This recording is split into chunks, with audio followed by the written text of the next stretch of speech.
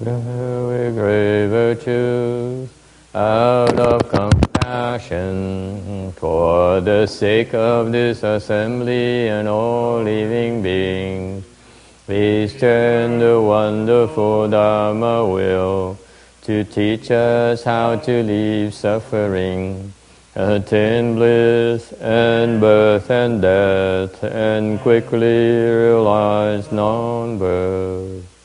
Cung kính đại đức tặng tình, vì thứ pháp hội cập nhật thiết chúng sanh, thịnh chuyên diệu pháp luân giao đạo ngã môn, như há liêu sanh thoát tư ly khổ đạp là tốt chứng vô sanh. Homage to the Blessed, Noble, and perfectly enlightened one. Nam mô Saranto Suchedo Ye Alahadi Samyao Samputos Ye.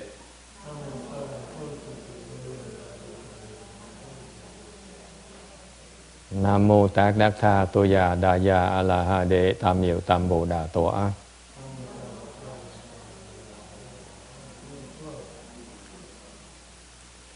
The unsurpassed, profound, subtle, and wonderful Dharma in 100,000 million aeons is difficult to encounter. Now that I've come to receive and maintain it within my sight and hearing, I vow to fathom the thus come one's true and actual meaning.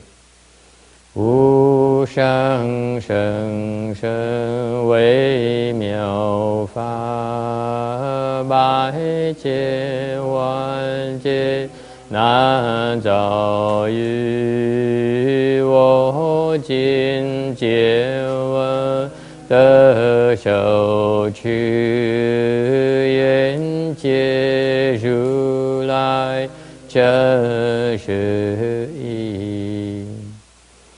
O Buddhas and Bodhisattvas, Venerable Six Patriarch, Venerable Shenhua, all good advisors, Amitabha. Chư Phổ菩萨, 六祖师父上人, 各位善知识, Amitabha. Chư Phật Bồ Tát, kính thưa Lục Tổ, Hòa Thượng Thiên Hóa, quý vị triển thi hết, A Di Đà Phật. All right. Today is Sunday, July the 8th. We're gathered in Rosemead, California, to discuss the Vajra Sutra. We're on slide 226.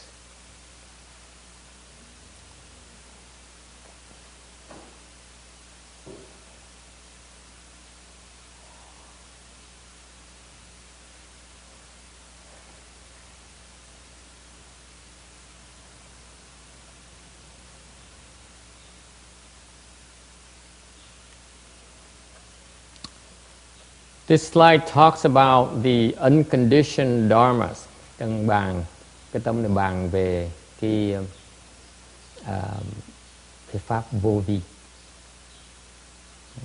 ngũ uể pháp, vô vi, as opposed to conditioned dharmas. Vô vi là nó ngược lại với pháp hữu vi.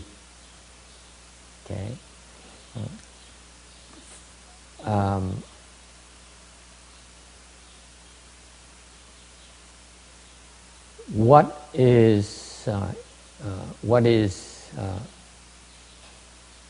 This is the kind of knowledge that the sages, the Buddhist sages, enable them to understand the unconditioned.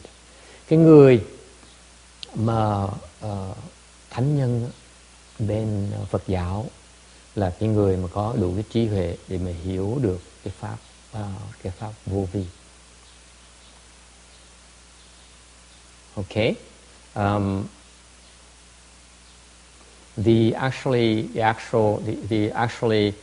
the proper not only the sages, also the worthy are also able to understand the condition, the unconditioned Dharma. Last week we talked about the three the worthy and sages. Yeah? The worthies are from the 10 dwelling, 10 practices, 10 transferences. Tuần trước chúng ta giảng là cái hiền, chữ hiền đó nó tượng trưng cho 30 cái trình độ khác nhau, là 10 thập trụ, thập hạnh với thập hồi hướng. And these are the various stages of attainment that you need to go through to graduate from the worthy stages. Đây là những cái trình độ mà quý vị phải cần đi qua, thông qua để mà ra trường, để mà ra bằng, ra cái bằng hiền. Okay? And after that you go into the sagely ground. Sau đó quý vị sẽ vào cái thánh địa.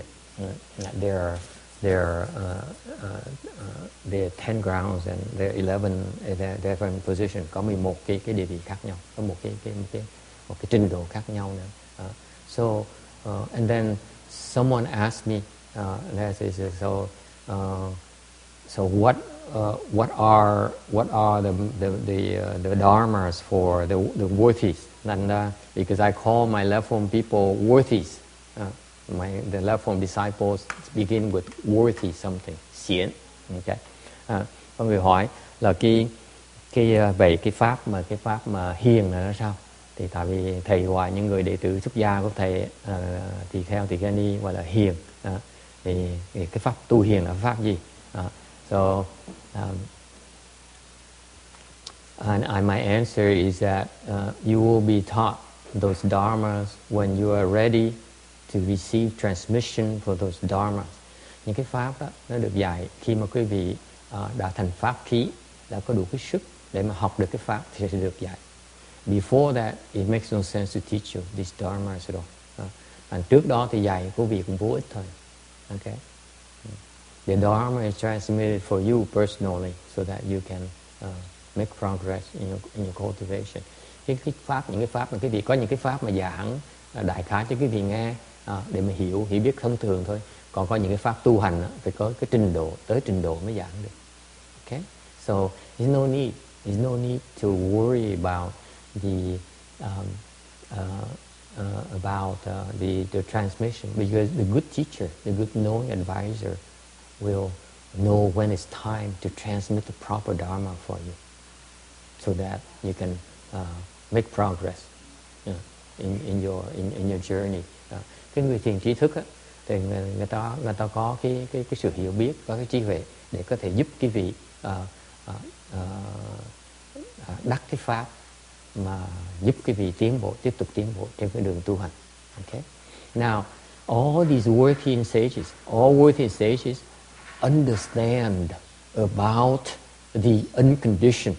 Những cái vị hiền thánh đều hiểu được cái pháp vô vi. Okay? So in Buddhism, when you mention the word unconditioned, this is only the Buddhist has the knowledge. Tại nên khi cái gì mà nghe nói những cái người dùng cái chữ, ai mà dùng cái chữ vô vi đó, là cái người đó là cái người gọi là thánh nhân và hiền thánh bên Phật giáo mình.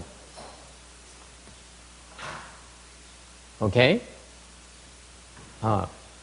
I remember when I was a novice monk in Long Beach, hồi mà thầy ở chùa Long Beach, we had a guest monk. Có chùa Long Beach, cái chỗ mà huấn luyện mấy cái tuổi sa di, thì có một cái vị tỳ kheo đó tu lâu năm rồi. He's has a lot of he's a older monk, and he specializes in investigating the unconditioned dharmas. Cái vị tỳ kheo này á đã hãnh diện nói cho mọi người biết á, là ông ta đã nghiên cứu cái pháp vô vi.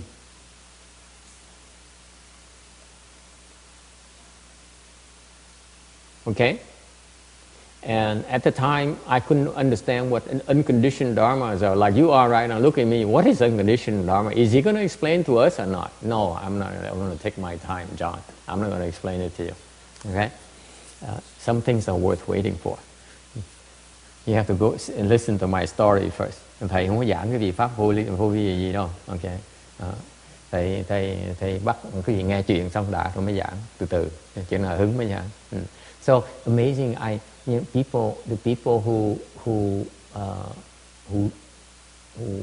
profess that they specialize in investigating the unconditioned dharmas are really so-called the sages and the worthies, according to our definition. Và nếu như quý vị nói những cái người mà dám nghiên cứu về pháp vô vi á, là chỉ hỏi thánh với hiền mới nghiên cứu được cái đó thôi. Okay? So these people are knowledgeable. Cái người mà hiểu pháp á, mới dám nghiên cứu cái pháp vô vi này, kim điền. Okay? So at the time I was not even impressed. Hồi đó thầy cũng không có khâm phục tí nào hết đó. Because and now I looking back as I learned more about Buddhism, I said I should have been a lot more impressed. Thầy sau khi hiểu rồi mới thực tỉnh là người ta đâu đáng lúc đó khi ông thầy nói như vậy mình phải khâm phục ông chứ. Ông dám nghiên cứu pháp vô vi mà. So far so good. Can you translate this? No, you can't, right? It's a good thing I was not impressed, because if you investigate the unconditioned, then you're faking it. Không có gì mà cần khâm phục người ta hết. Tại cái người mà nghiên cứu về cái pháp vô vi đó là không cần nghiên cứu cái gì hết.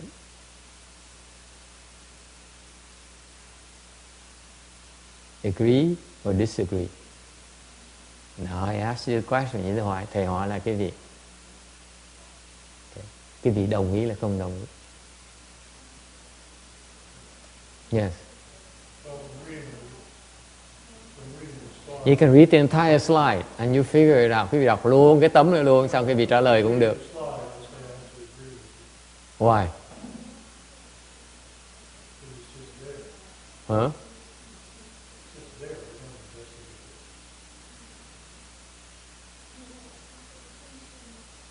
This is a subtlety about Buddhism. Cái này là cái vi tế về cái Phật pháp.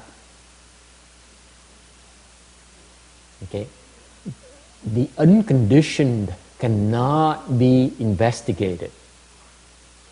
Cái mà vô vi đó, cái pháp vô vi đó, nó không có thể nào được tham khảo.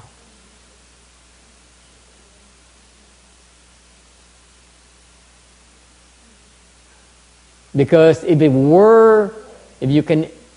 you can investigate it, then it's not unconditioned, is it? Tại vì nếu cái gì mà có thể tham khảo nó được thì nó đâu phải là vô vi đâu. It's so fundamental.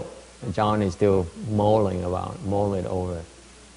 Nó vô vi, nó không cần cái gì hết á. The unconditioned is that it's conditioned on nothing. That's what unconditioned really means. Cái vô vi có nghĩa nó không cần gì hết, nó không dựa trên cái nào hết. Including your understanding. Không cần quý vị hiểu luôn nữa.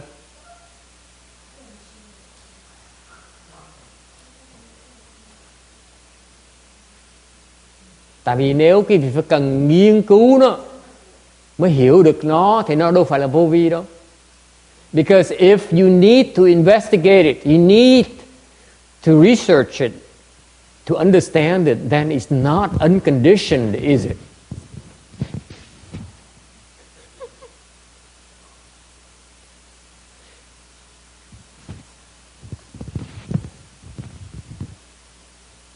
You see the problem? Or the people who don't understand, they use big words, they don't realize they're not making sense. Cái người không hiểu pháp á, dùng mấy chữ đi ra để mà làm le với người ta thôi, chứ còn thành ra đâu có ý nghĩa gì đâu. The unconditioned must be realized. It cannot be researched. Cái pháp vô vi là cái pháp mà quý vị phải tu, không thể nào nghiên cứu được.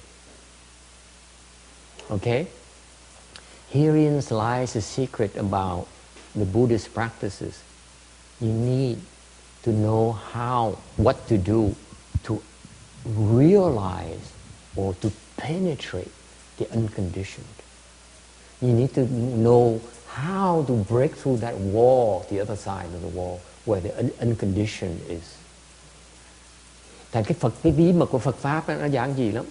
Tu Phật Pháp, quý vị đừng tưởng là cứ để mình hiểu đâu, để mà thấy, biết giáo lý đâu. Cái Phật Pháp là biết làm sao, cái cách nào đó để mình có thể vượt qua cái tường, để mình qua phía bên kia là cái phía của vô vi. That's why you need to recite the Buddha's name. You need to meditate. You need to recite mantras. You need to bow. You need to keep precepts. Because all those activities are designed to help you break through to the unconditioned. Is it clear?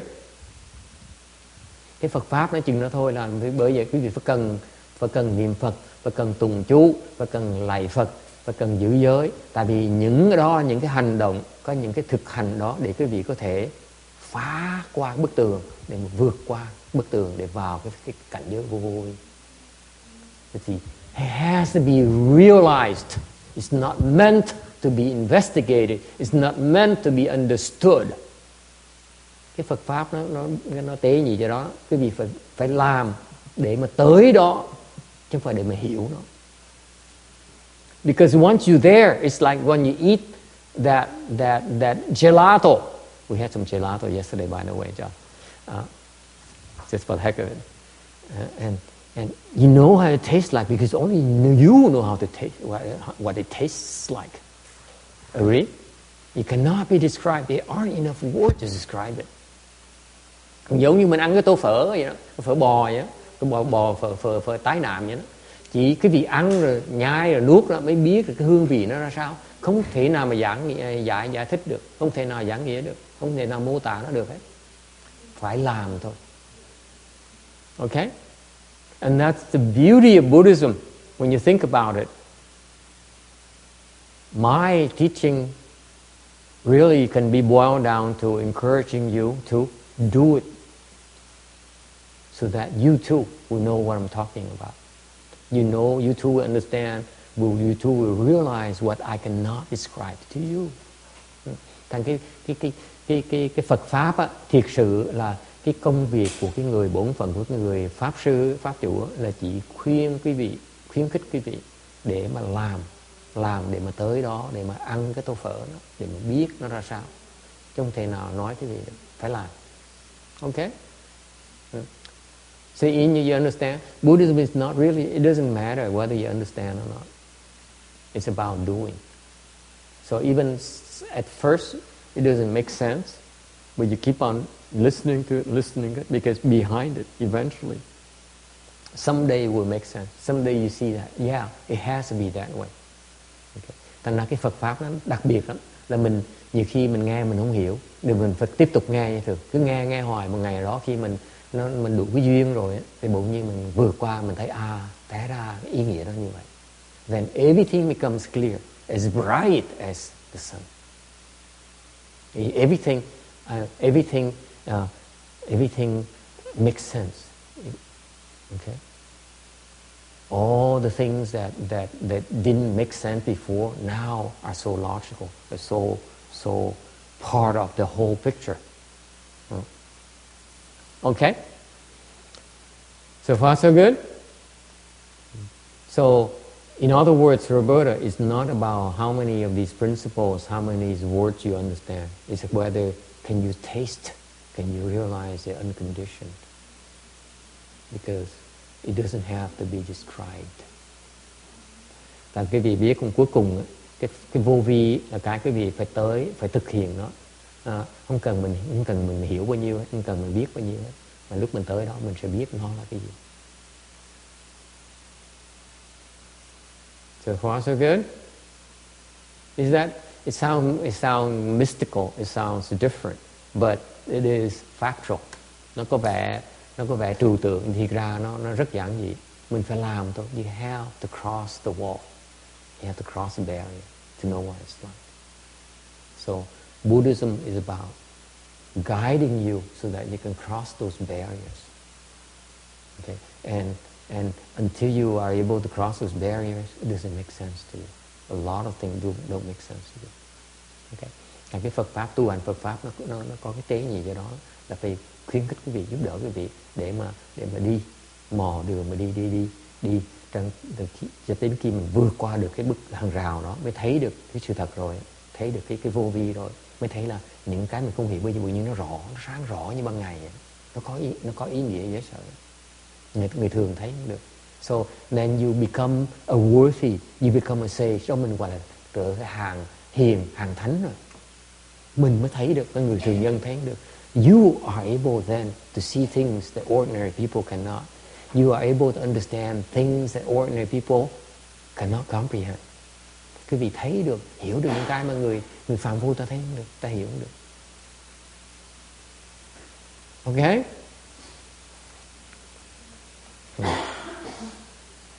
The unconditioned is actually an aspect of nirvana. Cái vô vi đó là một cái đặc sắc của cái niết bàn. Because nirvana is unconditioned. Cái niết bàn đó nó là vô vi. Okay? And the venerable, the great master Kumarajiva used the word unconditioned in Chinese. Okay, he's the first to use the word unconditioned. Cái chữ vô vi đặc biệt lắm, tại được nhờ ngài Kumara Thập đã dịch từ tiếng Phạn ra tiếng Hoa, và ngài chọn dùng cái danh từ tên là vô vi. Okay, by the way, this unconditioned is Wu Wei, the Chinese character. It's actually the same word as the Taoists use. It's a Taoist term. Cái chữ vô vi này cũng là một cái chữ của người của bên đạo giáo nữa. Unfortunately, the unconditioned here, according to Buddhist level, is much higher than the Taoist. Thực ra cái chữ vô vi bên đạo giáo nó chưa phải là vô vi của Phật giáo, nó còn thấp lắm, nó chưa phải là vô vi. Cái vô vi của đạo giáo thực ra là hữu vi của Phật giáo. In fact, let me tell you, the unconditioned for the Taoist is actually conditioned, is to the Buddhist. Okay. The Taoist called unconditioned as a natural. Cái bên đạo giáo, cái vô vi gọi là cái đạo, hoặc là cái tự nhiên, cái thiên nhiên. Okay. The Taoism is about nature.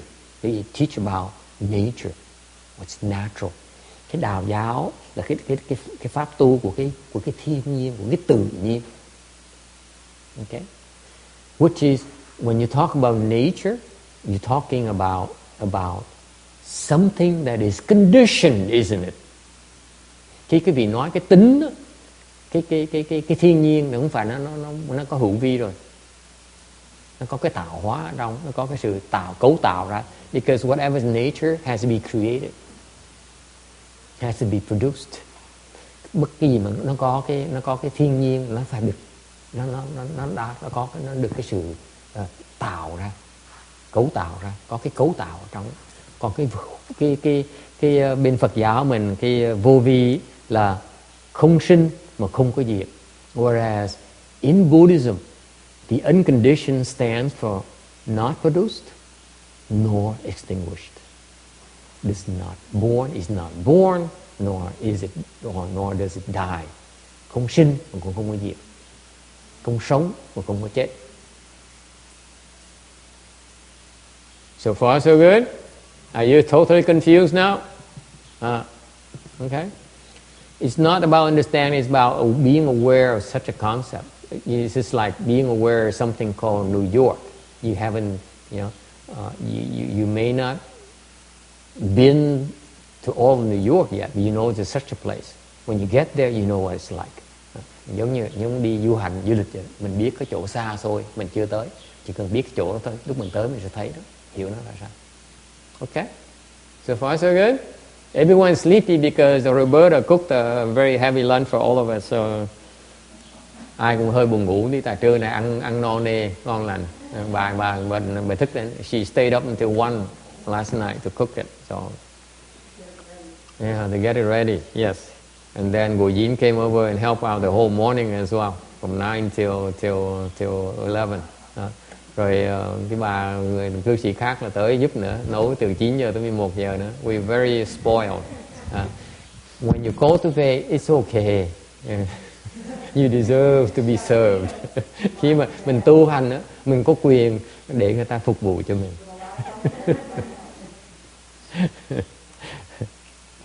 Okay. So in Buddhism, the unconditioned meaning that it's not produced, it's not born, nor is it die. Thành bên Phật giáo, cái vô vi nó không sanh mà nó không có diệt. Okay? What does it mean not produced, not extinguished? Không sanh không diệt nghĩa là sao? To you. Didn't happen. Có người nói là nó không xảy ra. What didn't happen? Chuyện gì không xảy ra?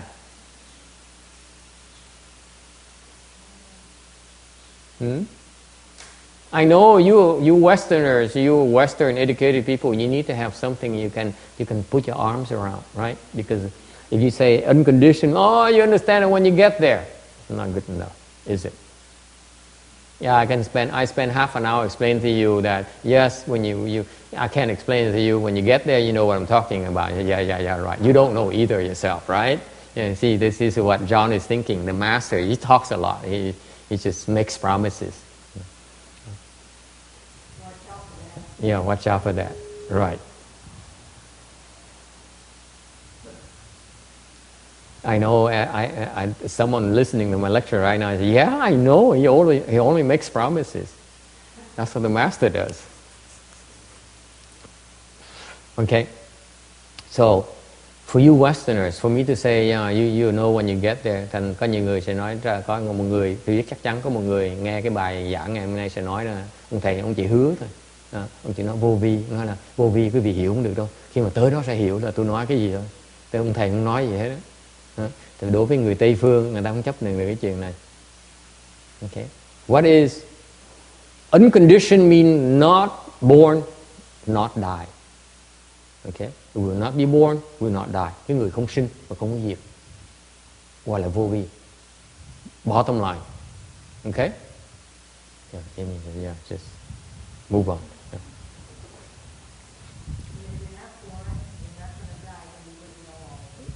What is not born and what way is not die? What does it mean? Không sanh không diệt cái gì? Là cái gì? Does anyone know? Of course you don't know. Why don't you know? Tại sao quý vị không biết?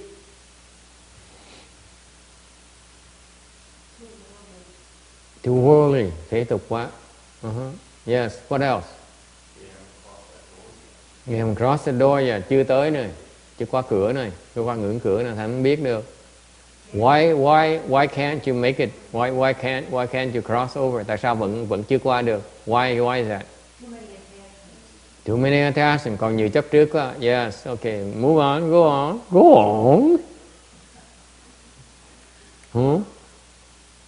Why not? Attach the marks. You know, you reading this in this slide here, John. It's right there. Might as well, right? Yeah. Talking about that, you attach the marks. Okay. Why you attach the marks? Tại sao mình chấp tướng? You realize what happens to you? What happens? When you see this mouse, thấy cái này, I show it up to you like this. Okay? What happens inside you? Tell me. Khi mà thầy dơ cái này, đưa cái gì thấy được cái này, chuyện xảy ra trong chuyện gì xảy ra? Tell me. Someone tells me. Left leg. Left click. Okay? Yes? Right click. Okay? She's thinking. Yes? Vicky, what do you think? What do you say? Wireless. Khi thấy cái này, khi thầy mà giơ cái này lên như vậy thì quý vị có phản ứng gì? Có người nói là bấm ngón tay cái, nói bấm ngón tay phải. Có người nói là cái này là wireless, không cần dây. Cái này wireless, không cần dây, vẫn xài nó được như thường. Okay, what else? Quang Ngân nghĩ cái gì? Ngân nói tôi không biết. She says I don't know. Can you talk about something I understand? I don't use this. Nói cái người này tôi không có xài cái máy này, thầy xài này vô ích. Ok, cái đồng hồ sao? Đưa đồng hồ có Ngân nghĩ gì? So I said I use something that she can recognize. Cảm ứng là gì? Phản ứng là gì? Phản ứng là gì? Những cái này phản ứng là gì? Hả? Có Ngân đưa này thấy là phản ứng là gì? She still refuses to participate. She's not playing today. Ai nói đi? What happens? What's your reaction? Yes. Cheap watch. Cheap watch. Junk. Hey Joseph.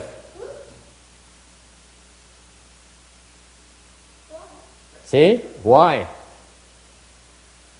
Eh? Yes, Amy. Yes? What's your reaction? It's a watch. Very good. Oh, very good. Excellent. I didn't realize it. What's all this? What's the summary of all this? Tất cả quý vị đang nói về cái gì?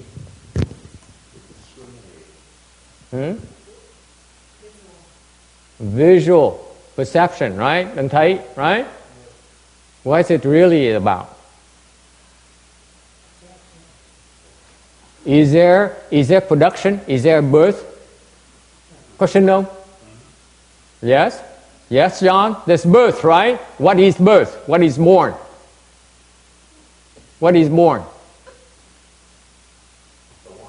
A watch. Cái đồng hồ nó sinh ra. What is born is a thought is born. Một cái tư tưởng nó được sinh ra. You get my drift? Hiểu không? Hiểu không? Let me find something else different. What's your reaction? It's a battery. Đây là cục pin, right? Okay. Text, what is this now? What's your reaction?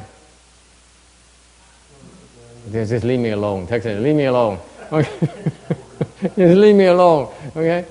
You know, all that is a thought. Một cái tư tưởng. Quý vị thấy một cái là cái tư tưởng nó sinh ra ngay lập tức. You see the birth? You see the birth? Every time your sensory organs register something, what happens to you? You generate one thought at least. If you're lucky. Mỗi lần quý vị mà thấy một cái gì á, thì cái đầu quý vị nó sinh một cái tư tưởng ngay lập tức, đúng không Quang? Đúng không Kim Điền? Đúng không? Đúng không? Bad girl. Bad. See? You're such a bad girl. You cannot stop producing thoughts, can you? Mình không thể nào ngừng suy nghĩ được. That is the birth we're talking about. It's not produced. No thought is produced. That is the unconditioned. Is it clear? Quý vị nghe không? Cái vô vi, cái gì hữu vi, tại vì sinh một cái tư tưởng mà gọi là hữu vi. Còn nếu như cái vị vô vi, quý vị thấy bất cứ cái gì đó, quý vị không có một cái tư tưởng nào mới gọi là vô vi. Tại nó không có sanh nữa. Let me continue that line of reasoning for your information so that you walk out of here. Now you understand, today I can explain to anyone about the unconditioned. Nghe xong ngày hôm nay quý vị sẽ nói là tôi giảng ai cái pháp vô vi tôi giảng cũng được hết, tôi không cần nghiên cứu. I don't need to investigate it anymore. I can explain it to you. I never investigated unconditioned, by the way. Thầy không bao giờ nghiên cứu cái vô vi này hết á. Okay? So my explanation today may not be accurate at all. Thành ra ngày hôm nay thầy giảng chưa chắc nó đúng. Tại thầy chưa bao giờ nghiên cứu cái vô vi. Because I admit to you, I never investigated the unconditioned. Never. Therefore, my explanation leaves a lot to be desired. Let's face it. Okay? Right? Okay.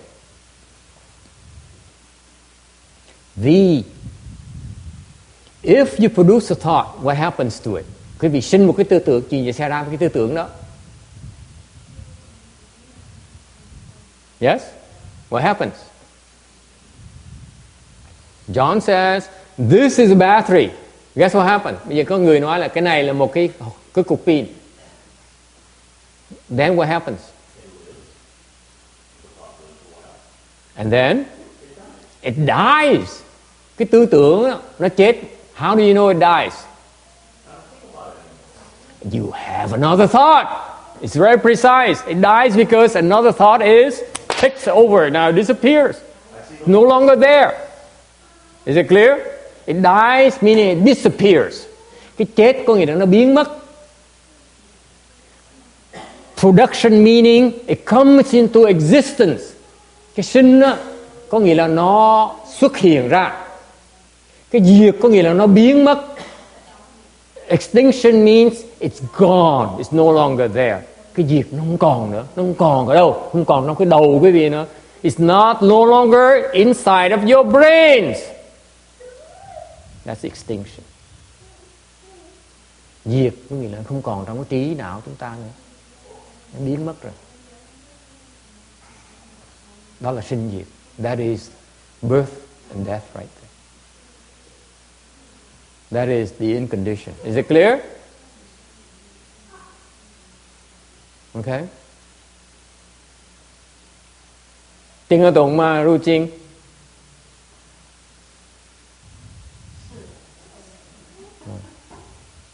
Okay. So the unconditioned only occurs because there's no production, there's no extinction. Cái vô vi là cái chỗ mà không có sinh và không có diệt. Meaning that where is it? Cái vô vi ở đâu vậy? Cái chỗ nào mà không sinh không diệt? Can you tell me? Does anyone know? Ai biết cái chỗ mà không sinh không diệt là chỗ nào không? Yes. Anyone? Có ai biết ở đâu không? We talk about one place already. Nirvana. Mình biết một chỗ đã. Niết bàn. Đúng không? Right? Nirvana. Niết bàn là chỗ không sanh không diệt. Đúng chưa? Where else? Chỗ nào không có nữa?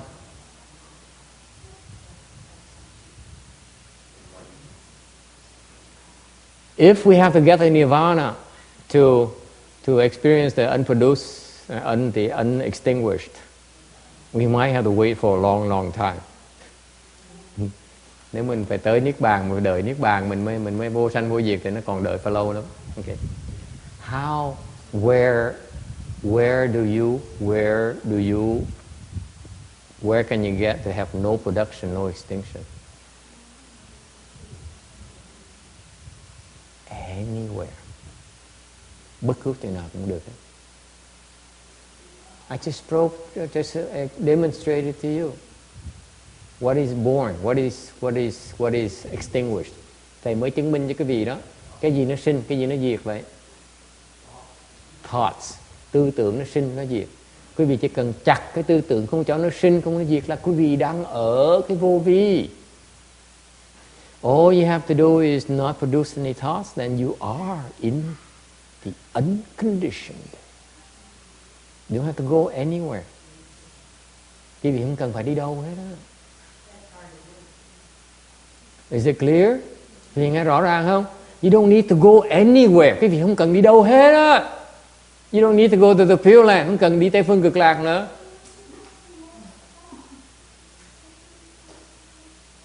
Okay? If you're able to produce no thought, there's no need for you to go anywhere. Người mà đã không tạo cái tư tưởng nữa thì đâu cần đi đâu nữa đâu. There's not even a thought of going to the Pure Land, is there? Cái tư tưởng đó tôi muốn đi từ cực lạc nó cũng không có luôn nữa.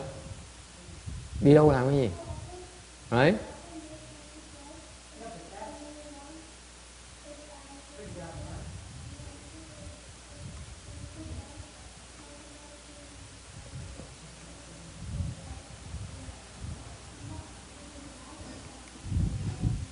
Any questions? Ai thắc mắc gì không? I'm waiting for your objections. Thầy đứng đợi cái vị không đồng ý. Yes, John. John has an objection here.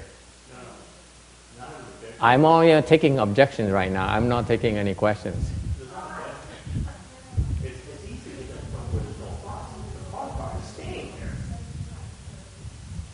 Absolutely. Yes. How long can you stay there?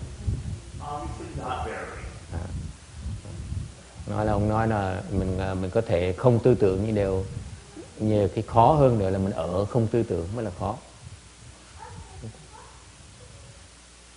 Yes, that's true. Cái đó đúng. Any other objections? Ai có thắc mắc gì khác nữa không? Yes. Sao con?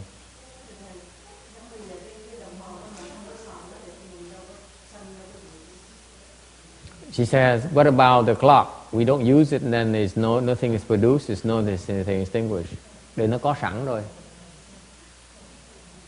But my reply is that the clock exists already. It will die. Cái đồng hồ nó có sẵn rồi, nó có sinh rồi. Ngày nào nó sẽ chết. Nó sẽ hư hoại. Có sinh thôi, sao mà không thoát được? Okay. Any other question? Ai thắc mắc gì khác không?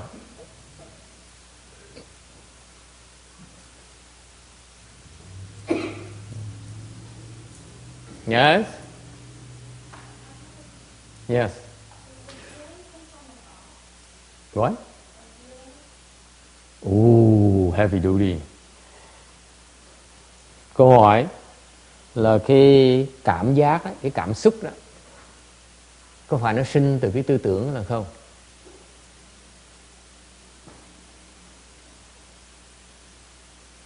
Well, cái vị nghĩ sao? Cảm xúc từ đâu đến? Yes. As far as thoughts dying, when you held up the battery, I had dozens of associations with batteries. They all came flooding into my mind. Yes. All kinds of things about batteries. Yes. Those thoughts with memories, about associations and memories. Good memories, I imagine. No, they're neutral. Neutral. But in any case, they were already there.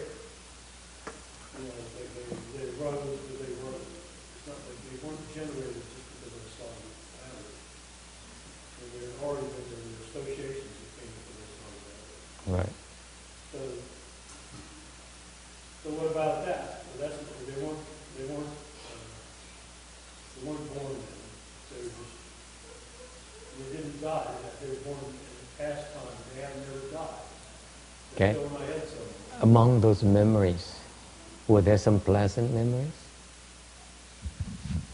Pleasant memories? Yes. Memories of battery is pleasant. You're processing text, you're not being honest. When you talk about memories, of course, there's some pleasant and unpleasant memories. Yeah. You know, maybe the battery that helped you from a flashlight that your father gave to you. Okay. Or from a gift from your ex-wife. Maybe it's unpleasant. I don't know. You see, you got my drift? Of course, there are always characterizations of pleasant and unpleasant. That's what she's asking about. Feelings. When you talk about feelings, are pleasant, unpleasant feelings.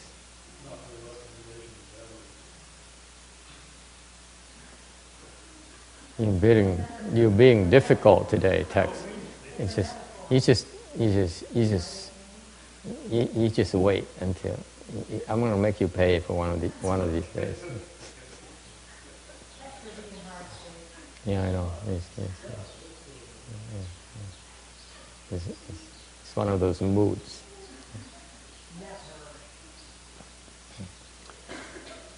I don't think you know the answer to this, so I'm going to get to it. Okay, so I'll give you it straight. Yes.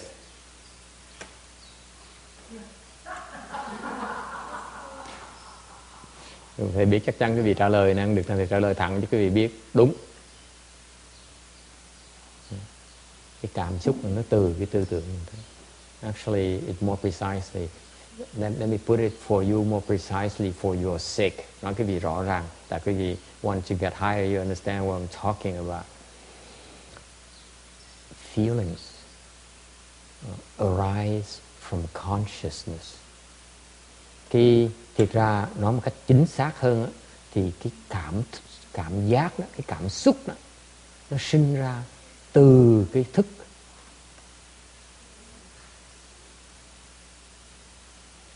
Is it clear? As soon as you're aware of something, you have emotional reaction to it. You have emotional reaction to it. Nó dễ sợ cho khi mình nghe nó rộng như vậy đó. Quý vị có một cái thâu thập bất cứ một cái gì một cái á, từ ngoài nó vào cái là quý vị có một cái cảm ứng về cái cảm xúc ngay lập tức.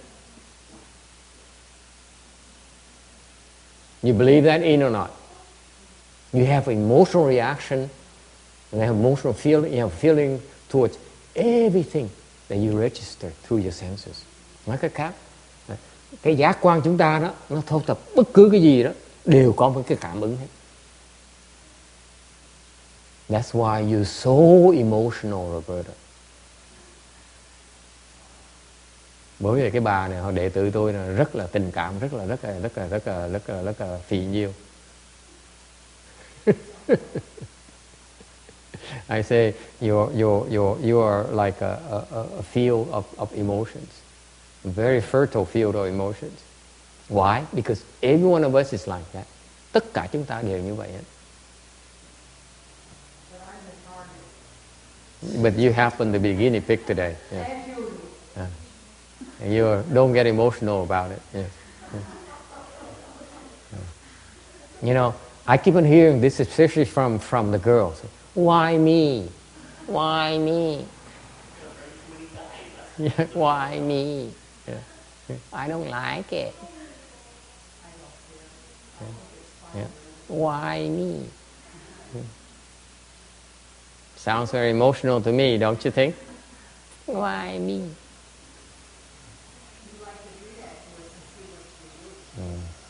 What kind of emotions you experience? Okay, so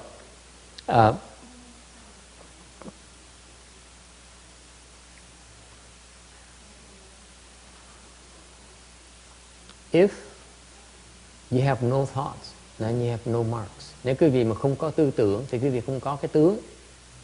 What is a mark? Cái tướng là cái gì? For the sake of the new recruits, what is a mark? Tướng là cái gì?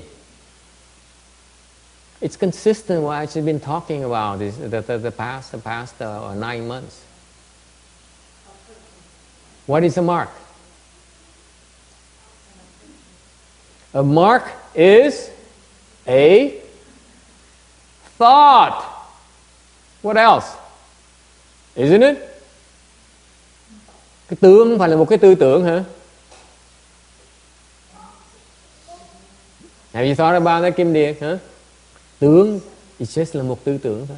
A mark is only a thought, isn't it? Why don't you understand? I didn't understand. A mark is just a thought. I thought a mark is something to see, something to hear, but it isn't. I just proved to you today. What do you see? A mouse. What is this? A thought.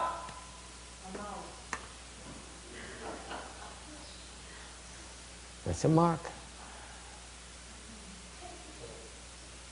Ok, quý vị nghe không? Cái tư tưởng chỉ là một cái tướng thôi. Cái tướng chỉ là một cái tư tưởng thôi. Tại mình, cái gì bất cứ thấy cái gì đó, gọi nó cái gì đó là chỉ là một cái tư tưởng. Whatever you see, whatever you call it is only a thought. It can be reduced to a thought. Tất cả cái gì mà quý vị gọi nó có tên nó là một cái tư tưởng. Is it clear? I will tell you this. There are many people who spend their lifetimes investigating the Vajra Sutra, investigating the unconditioned, and they don't even know that. They cannot give you a definition. A mark is a thought. Thầy cam đoan quý vị, rất có nhiều người bỏ cuộc đời họ nghiên cứu kinh Kim Cang, họ nghiên cứu về cái vô vi, pháp vô vi, họ không thể giảng cái gì được mấy câu câu đó. Cái tướng là một cái tư tưởng.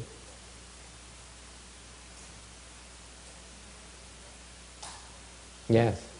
If you have a thought or a mark that's not empty in your mind. That's right. You are producing a thought. Nếu quý vị có một cái tư tưởng là quý vị đang có sinh một cái tư tưởng. Therefore, you are in the condition. Quý vị đang ở trong cái hữu vi.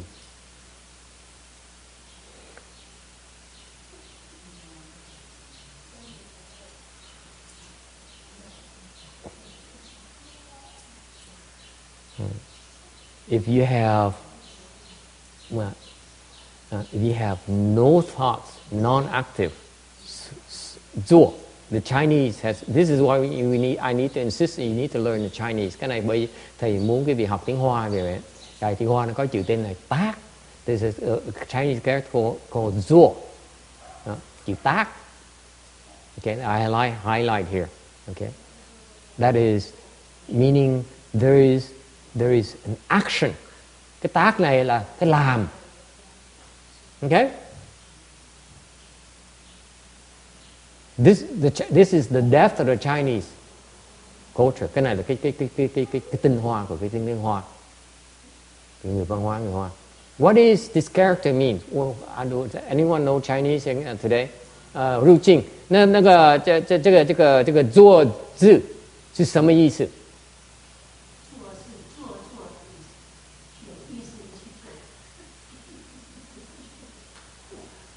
Try again. She used to teach Chinese.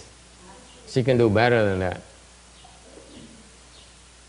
你是以前是教过中文没有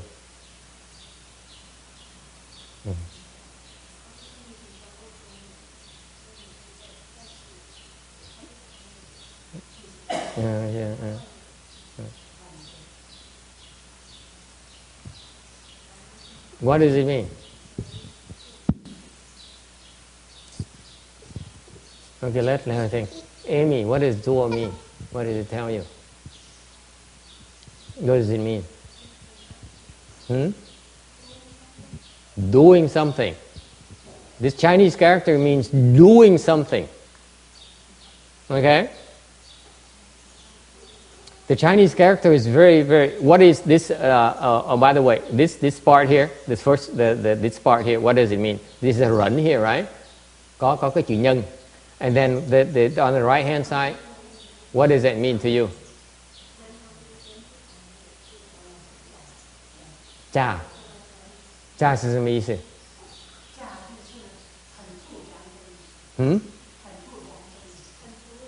很突然的。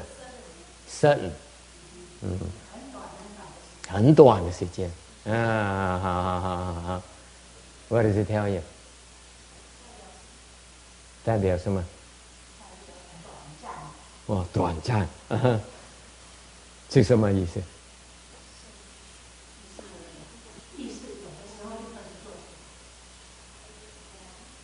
It's born, short duration, right?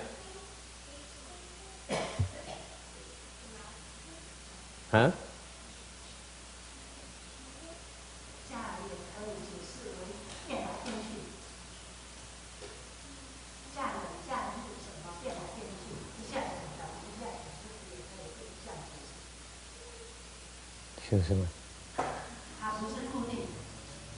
Unfixed.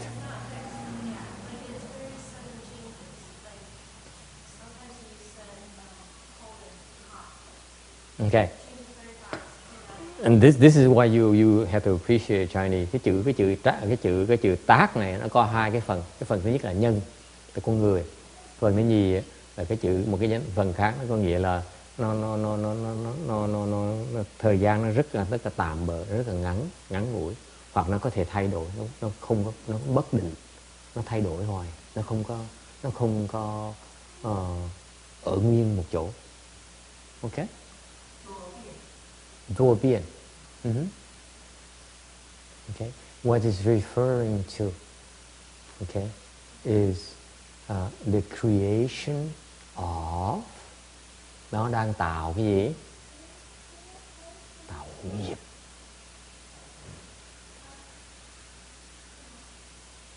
Tạo nghiệp. Tạo nghiệp. Tạo nghiệp. 这个做字意思就是造业。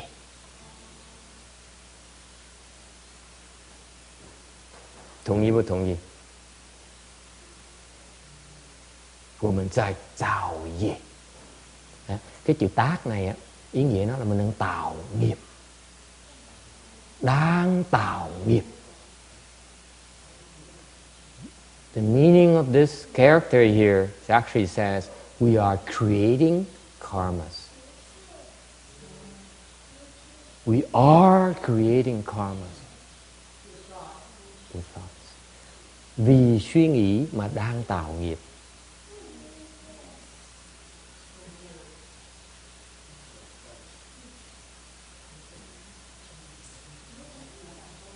Hay không? Isn't that wonderful? The Chinese language, cái chữ tàu nó hay dễ sợ vậy. Hả?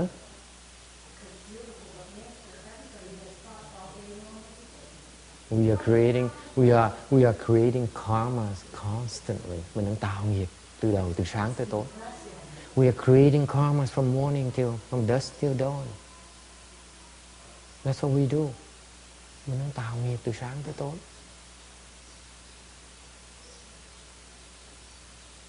Okay? And we're very proud of it. Mình rất là hãnh diện, đúng không? We're so proud of it. I go to Mexico and do charity work. Mình đi mới làm chuyện từ thiện ở bên Mỹ Tây Cơ. Okay. I go to Vietnam and give away 30,000 sacks of rice. Ngày hôm qua có người nói đó. Yesterday, somebody, ngày hôm qua có người nói, yesterday said, I go to Vietnam and give away 30,000 sacks of rice. Ngày hôm qua có ông nói với thầy đó.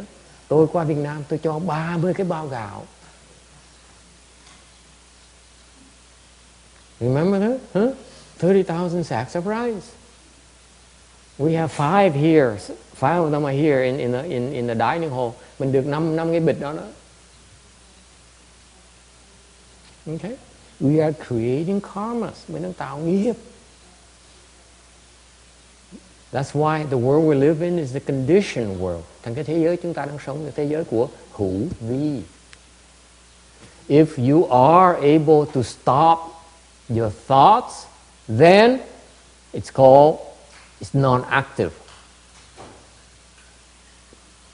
Nếu quý vị không có tạo tư tưởng nữa, không suy nghĩ nữa, thì quý vị gọi là vô sở tác. Okay? Là không còn suy nghĩ đấy. Really means not active. Really means. Yeah, I also usually read these words from the DRBA publication. I didn't know what they meant. It bothered the heck out of me. No one could explain it to me either. Okay? Non-active is from the Chinese wu suo wei. That's why I need my students to learn Chinese for that reason, because the wu suo wei here is much more precise and non-active. Meaning that it's not a single thought that's being produced by me. Vô sở tác có nghĩa là sở là cái năng, cái sở. There is no thought being produced because of the external stimuli. Cái vô sở tác có nghĩa là tôi ở đây thì cái bên ngoài á, nó không làm tôi tạo ra một cái tư tưởng nào cả. Vô sở là từ bên ngoài nó vào, tác có nghĩa là nó vào để tôi không có phản ứng gì hết. Is it clear? The external stimuli comes to me, but I have no thoughts. That's what it means that wu suo wei, not active. It's so precise, Buddhism, the way Chinese explain it. Cái Phật Pháp mà theo cái chữ danh từ người Hoa đó, nó rất là chính xác. Vô sở tác có nghĩa là vô là không, sở từ ngoài nó vào, sở là bên ngoài nó vào, ngoài nó vào, nhưng để tôi không có làm cái gì hết. Is it clear?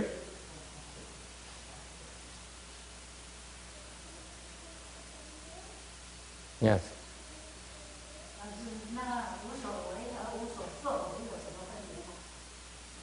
是都一样的，都一样的，都一样的。对，为是做的意思，对不对？嗯，那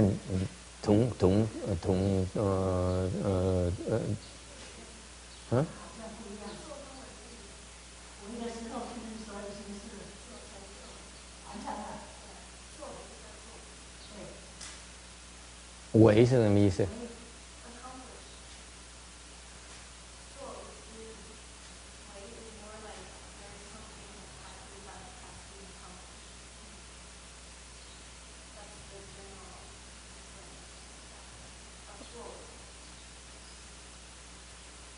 ？Yeah, so the Zhou is a more precise description of what it is.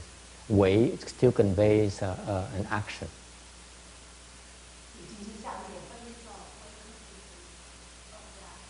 Right, but still it's about an action, okay?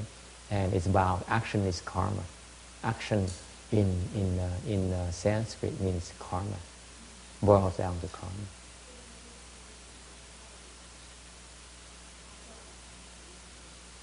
Okay, so any other question? Ai thắc mắc gì khác nữa không? Is it clear?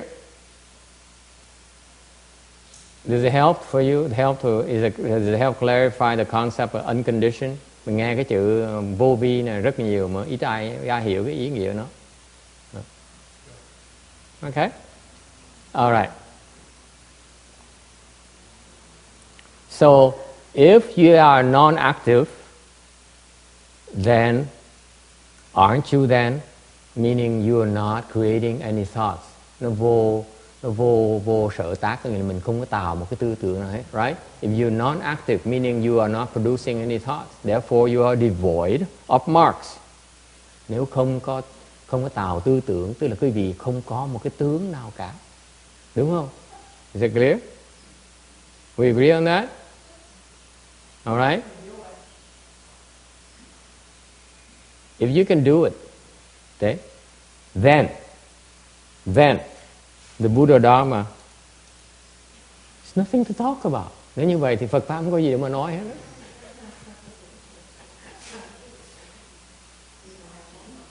Don't have to investigate, you don't have to read, you don't have to study. Không cần học, không cần nghiên cứu, không cần làm gì hết. Because it's devoid of anything.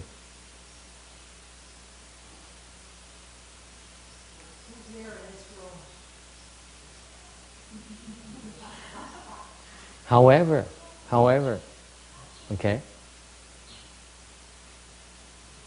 we are not apart from it. It's not enough to say it's nothing to do with anything, but we're part of it. We are it. Chúng ta là trong cái phạm vi của nó luôn. Mình không ở ngoài đó. We're not beyond that. Okay? And we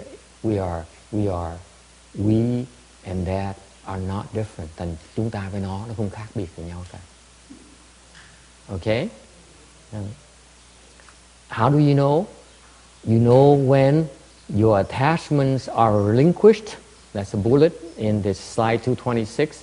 That's when the Buddha Dharma appears. Khi mà quý vị xả những cái chấp trước thì quý vị sẽ thấy được cái Phật Pháp. Questions? Thắc mắc gì không?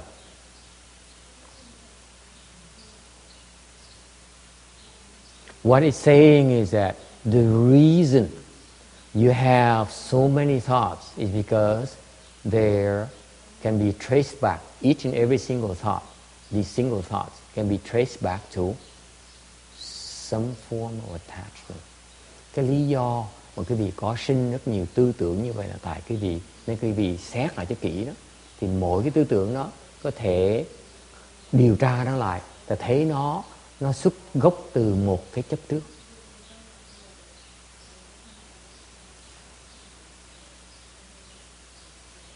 Is it clear? What I was explaining to you is incredibly important. Kim Điền, please write it down. Make sure you write it down. You investigate carefully.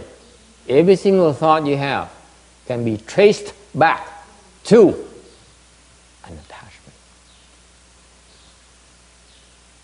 Mỗi cái tư tưởng mà mình sinh ra đó, mình có thể điều tra nó và sẽ khám phá rằng, nếu điều tra mỗi tư tưởng thì khám phá rằng là nó xuất gốc từ một cái loại chấp trước.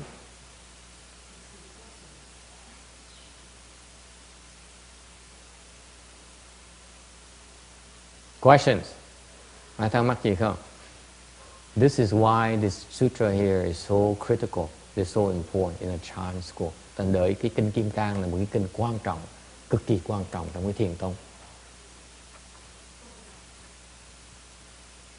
Okay? If, next bullet, if the attachments are not relinquished, the more you grasp, the less you have. Nếu như, yes.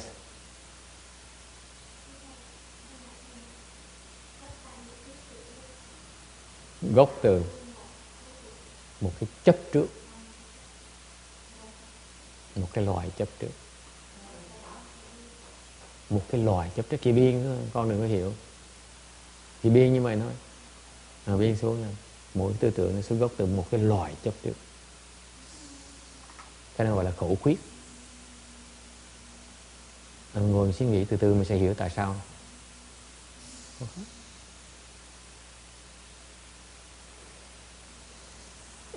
Cái này nói là nếu như cái chấp trước mà không có xả nó thì càng ngày càng chụp á, thì càng ngày càng có ít. Amy, can you get that? Can you translate into Chinese? If attachment are not relinquished, the more you grasp, the less you have.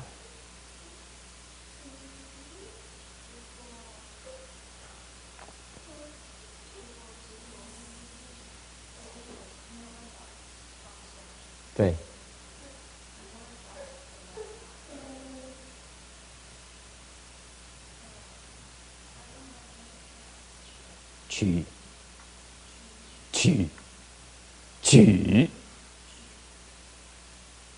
Chỉ sổ的chỉ.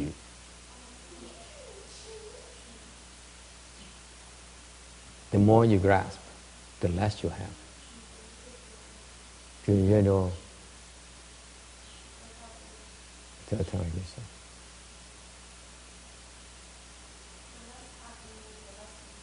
less you have, the less you will obtain.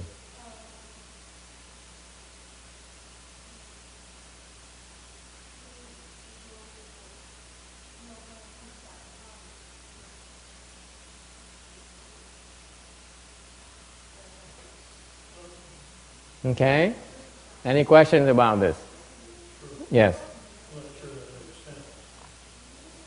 Yes. What part don't you understand? The more you grasp, the less you have. Càng chụp càng nhiều. Nếu chấp trước mà không xả nó, càng chụp càng nhiều thì càng có càng ít.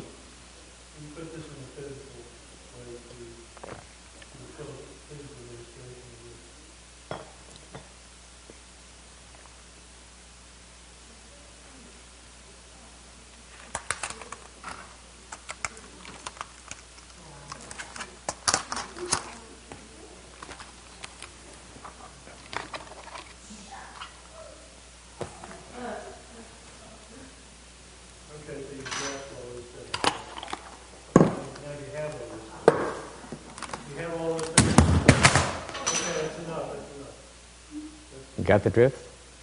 Yeah, you have all those things you grasp. but then you lose them. You can't keep them. You can't keep them. Physically, is so much you can hold. Okay? Only in your mind you think you have more, but actually physically you don't.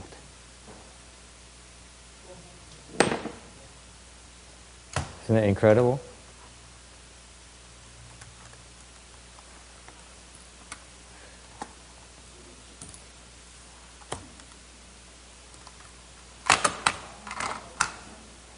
You think you think that I'm afraid to demonstrate what I know?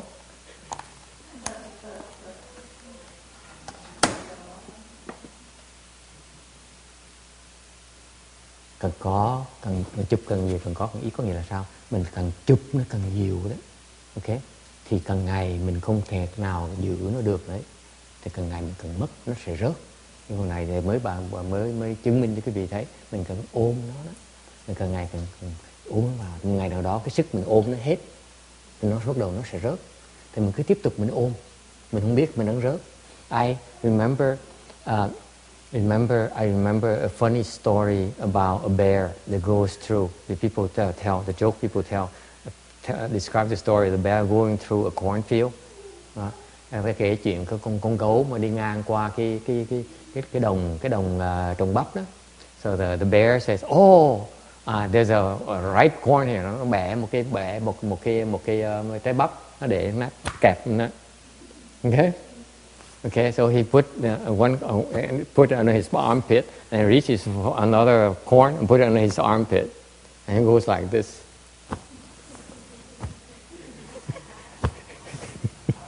That's what he does. So by the time he exits the cornfield, how many corn does he have? One. Your math is not very good.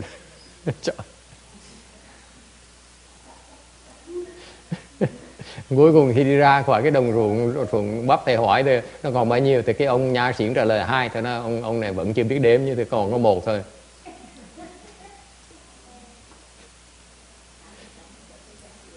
Okay, that's what we do when we grasp. Mình càng chụp nó càng sẽ có như vậy đó. Okay, is it clear?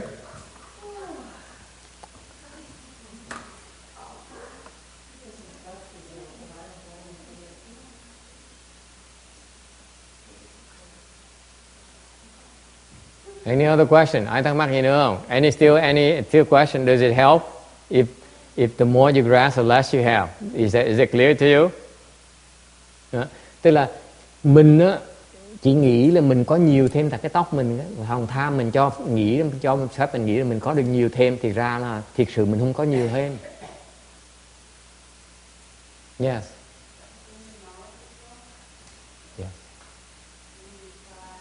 Yes. Yes. Because there's so much you can stuff in here. That's it. You lose.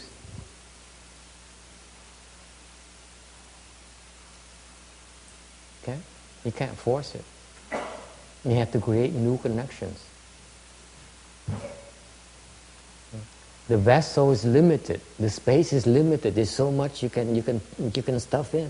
That's it. Có câu hỏi là đối về cái tri kiến đó, còn như vậy tôi nói nó cũng như vậy thôi, nó mình cái sức chứa đựng mình có bao nhiêu đó, mình chỉ chất lên việc chừng đựng nó thôi, mình không thể nào chất hơn được nữa.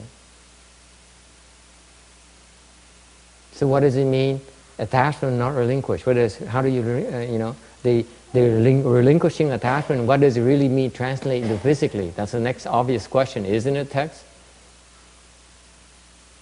You asked about the second part. The more you grasp, the less you have. Can you explain it physically? Yes, I explained it to you physically.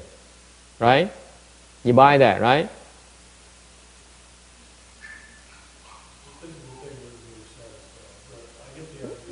But what about attachment not relinquished? What does it translate physically? Thầy mới giảng xong quý vị, càng chụp thì càng ít được. Ok, càng được ít. Thì cái phần trước á, là nếu như mà cái xả chấp trước mà cái chấp trước không có xả, làm sao mà giảng nghĩa nó? What does it mean? Attachment not relinquished. What does it mean?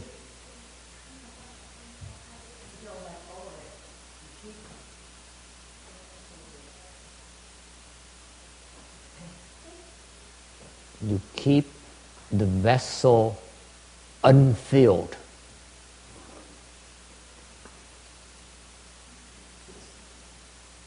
Để nó trống.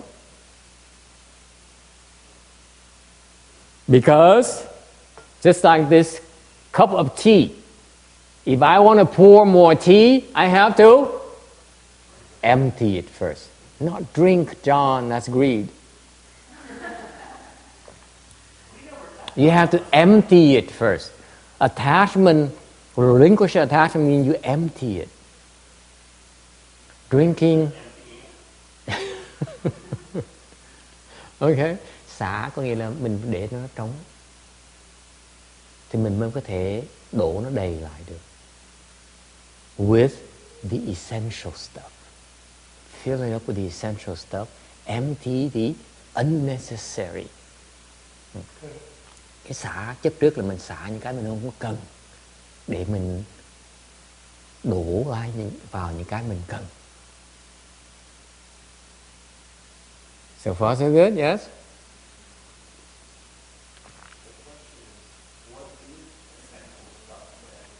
Very good, that's the third question. Thì như vậy, cái gì cần? What is essential? Mình cần cái gì đây?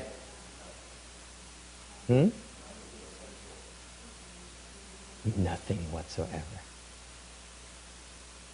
Không cần gì hết. Absolutely nothing. You're replete with everything already. You don't need to add anything else. Yes, absolutely. As long as you are prepared to let go of it. After you're able to let go of it, you can drink, you can do anything you like. Is it clear? Cái phần này quan trọng, cái phải để ý đó. Câu hỏi là mình đổ đầy dùng với cái gì bây giờ? Thì suy nghĩ kỹ lại, không cần cái gì hết đó. Mình hoàn toàn không cần gì. Tại sao như vậy? Tại mình đã có sẵn hết tất cả rồi, đâu có cần gì thêm đâu. Khi mình đã có sẵn hết cái Phật tánh, mình đã có sẵn hết tất cả rồi, đâu cần thêm gì nữa đâu. Cái thêm tại cái lòng tham mình thôi. Remember the reason you want to get more, like some people like Tex, right? You want the grass so that you have more. It's because you're ignorant. You didn't realize you have everything already. You're just greedy, that's all. Thành ra cuối cùng lý do mà quý vị muốn chụp thêm là tại vì cái lòng tham muốn mình được thêm, bởi vì mới quên rằng chúng ta có sẵn hết tất cả rồi. Isn't that beautiful? Buddha Dharma says, you have everything already. What are you doing here? You're just greedy, that's all. I to unlock how to use everything I have. You have it already. The point is that what we're learning is how to unlock it, how to use it. Okay? And we learn it. You learn to use it by not being greedy. Cái cách mình dùng nó, mình có sẵn hết tất cả rồi. Muốn học cái cách để mình dùng cái mình có. Thì cách dùng đó là một cách nào? Mình chỉ biết cách dùng khi nào mình không tham rồi mới biết thôi. You no longer petty, you no longer greedy. That's when you can use it.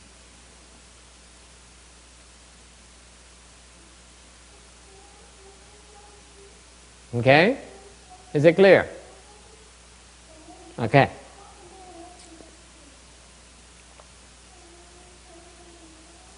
Next bullet. See, these are very, it sounds so simple and yet these are very important Chan concepts. Quý vị đừng coi thường cái tấm này. Thầy bỏ gần 2 tiếng đồng hồ để mà giảng quý vị cái tấm 226 này, tại nó có những cái quan điểm về thiền nó rất là quan trọng, mặc dù cái danh từ nó rất là giản dị. Nhưng mà cực kỳ khó làm. These are very simple concepts. It's very difficult to do, extremely difficult to do. Very easy to understand the way I explain it to you. Thầy bỏ thời giờ để giảng cái vị để hiểu một cách dễ dàng như vậy, nó cực kỳ khó làm.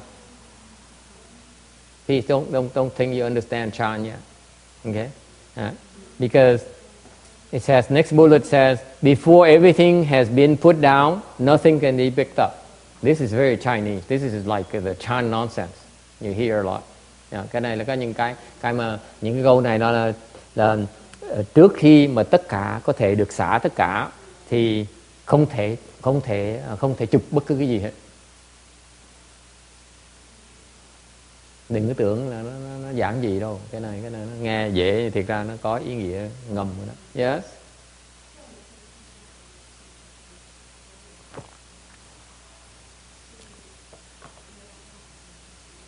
This is another secret. Cái đây là một cái bí mật khác nữa.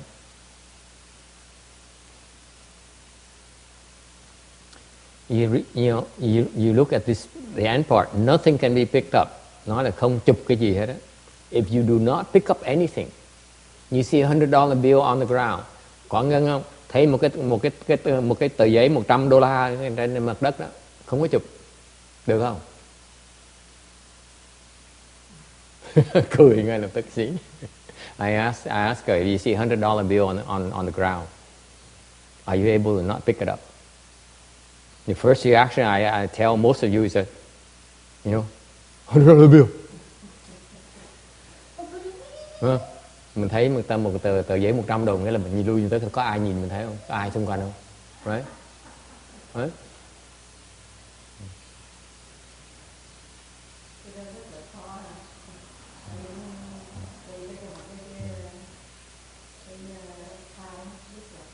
I'm going to tell you, I'm being gentle with you. I tell you, you see a 2-carat VVS color A diamond, okay, on a ring. Can you not pick it up? Đừng nói chuyện. Một cái viên kim cương, viên ngọc kim cương 2 carat. Nó đẹp dễ sợ lắm, không ai xung quanh ấy. Có vị để yên nó được không? I'm referring to our natural greedy tendencies. Tôi đang chứng minh cho quý vị thấy cái lòng tham tự nhiên chúng ta. Thấy một cái gì đẹp, thấy cái gì tốt là mình muốn chụp ngay lập tức. Anything that's good, that's desirable, we want it, don't we?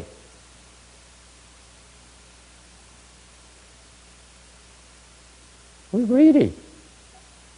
Okay?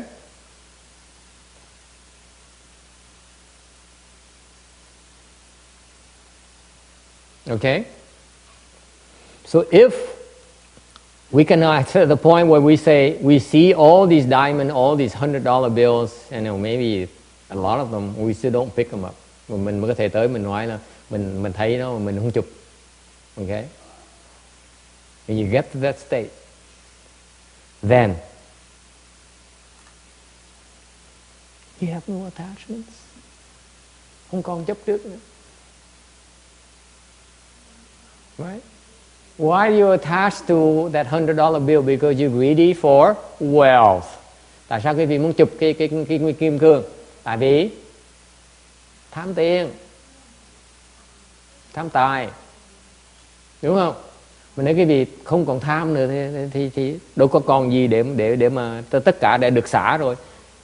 If you have no more greed, you pick up nothing, then you have put down everything already. Okay?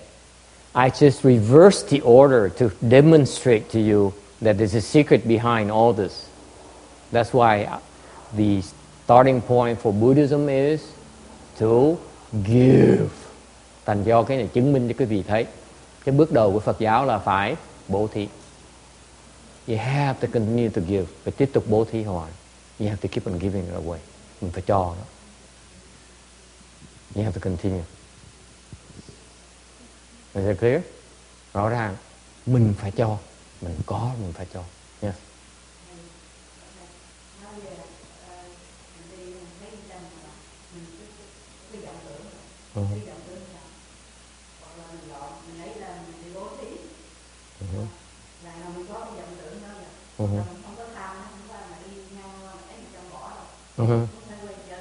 Đi qua nhà rồi mình đi trước cái đã, xong mình liếc cái đã, xong mình đi trở lại. Uh-huh. Yeah, she says when she sees $100 bill, she would circle around it for a few times, and then when the coast is clear, then when she picks it up, I say, "Yeah, I know what you're talking about. I do that too."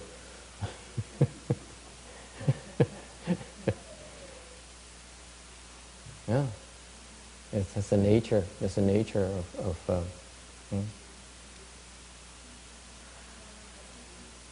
So I just reverse the order for you to demonstrate to you. In order for you to put down everything, you cannot allow yourself to pick up any single thing. Thành ra cái câu ý nghĩa của câu này, của cái tấm này là trước khi quý vị mà có thể xả hết tất cả là quý vị không có quyền chụp một cái gì hết. Okay? And it translates into giving. If you don't grasp, then what does it mean? It's actually not grasping means giving. Không chụp, không có thủ, có nghĩa là mình phải cho. Agree or disagree? It's a subtlety about Buddhism. Cái này vi tế của Phật giáo. If you say, I'm not attached, will you believe me? I'm not attached. I'm not attached to cheap watches. Thầy không có tham mấy cái đồng hồ rẻ tiền. Will you believe me? You better believe me. Yeah, that's what you will. I'm not attached to watches. Yeah, cheap watches. Yeah, you believe me. Yeah. Yeah. Quý vị thấy không? Cái vị thấy không? Nếu như cầm nó là không thể mình không chấp nó được. If you still hold on to it, you cannot say you're not attached to it. Agree? Quý vị đồng ý không? Mình đừng còn chấp nó mà. Mình đừng chụp nó mà sao mình xả nó được? Nói là mình không tham nó được. The only proof that matters is that are you willing to let go? Cái quan trọng nhất mình có sẵn sàng xả là không? Sẵn sàng cho là không? Are you prepared to give this away? Sẵn sàng cho nó là không? That's the bottom line, right? And that's why you hear the stories of the Buddhas giving away what? Everything. Thành quý vị nghe không? Mình nghe biết bao nhiêu chuyện của đời kiếp Đức Phật tu là phải xả, phải cho hết tất cả. He gave away money, cho tiền. He gave away his throne, cho cái ngôi vua. Okay? He gave away his children, cho con cái, cho con yêu quý của mình. He gave away his wife, cho vợ. Did he stop there? Xong chưa? No. He has to change body, give away his body. Rồi phải đợi cho chết. Different lifetime, he becomes a patient immortal. Một kiếp sau sinh ra làm gọi là cái người tu cái pháp nhẫn. He gave away what? His body. Xả cái thân luôn.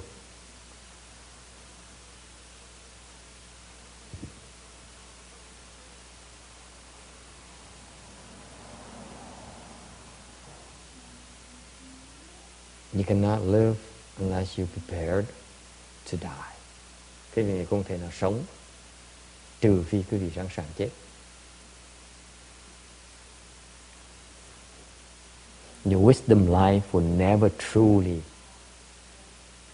manifest unless you prepare to let go of all your stupidity. Cái huệ mạng quý vị nó không có thể nào lộ ra trừ phi quý vị sẵn sàng xả hết tất cả cái vô minh của quý vị. Everything. Okay? So far so good? Who says the Vajra Sutra cannot be explained in simple terms? Ai nói là cái pháp này không thể nào giảng rõ ràng như vậy được. Next bullet, tiếp theo. Real mark prajna. Exhaust empty space and pervade the Dharma realms.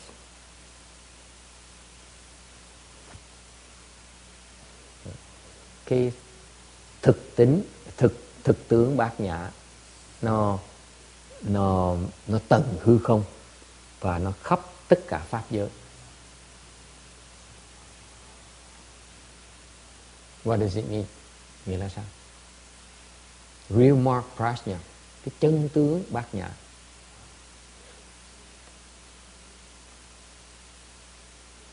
What is that? Real mark prajna, meaning that this is the Buddha's knowledge. Cái này thật tướng bát nhã thiệt là chỉ là cái trí huệ của Phật thôi. Okay.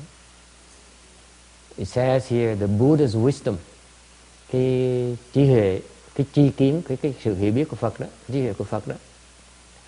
Exhaust empty space, nó tận hư không. Meaning what? Nothing it doesn't understand. Không có gì mà Phật không biết hết. Including cooking, nấu ăn, Phật cũng biết nấu ăn. Okay. Including gambling,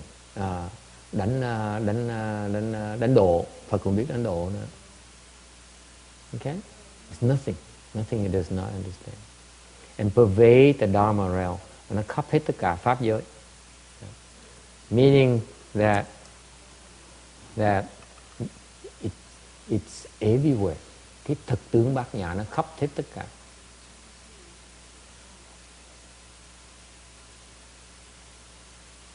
The reason he understands everything is because he is everything. Cái lý do mà Đức Phật mà hiểu hết tất cả là tại vì Đức Phật là tất cả. The reason we don't get it yet is because we are not everything yet. Chúng ta chưa hiểu được cái tại chúng ta chưa phải là tất cả. Tức chúng ta vẫn còn hẹp hòi quá. Because you're too narrow. We're still narrow. We're still petty. We're still jealous. We're still manipulative. Tại chúng ta còn nhỏ nhen, còn ganh tị, còn thích giật dây người ta.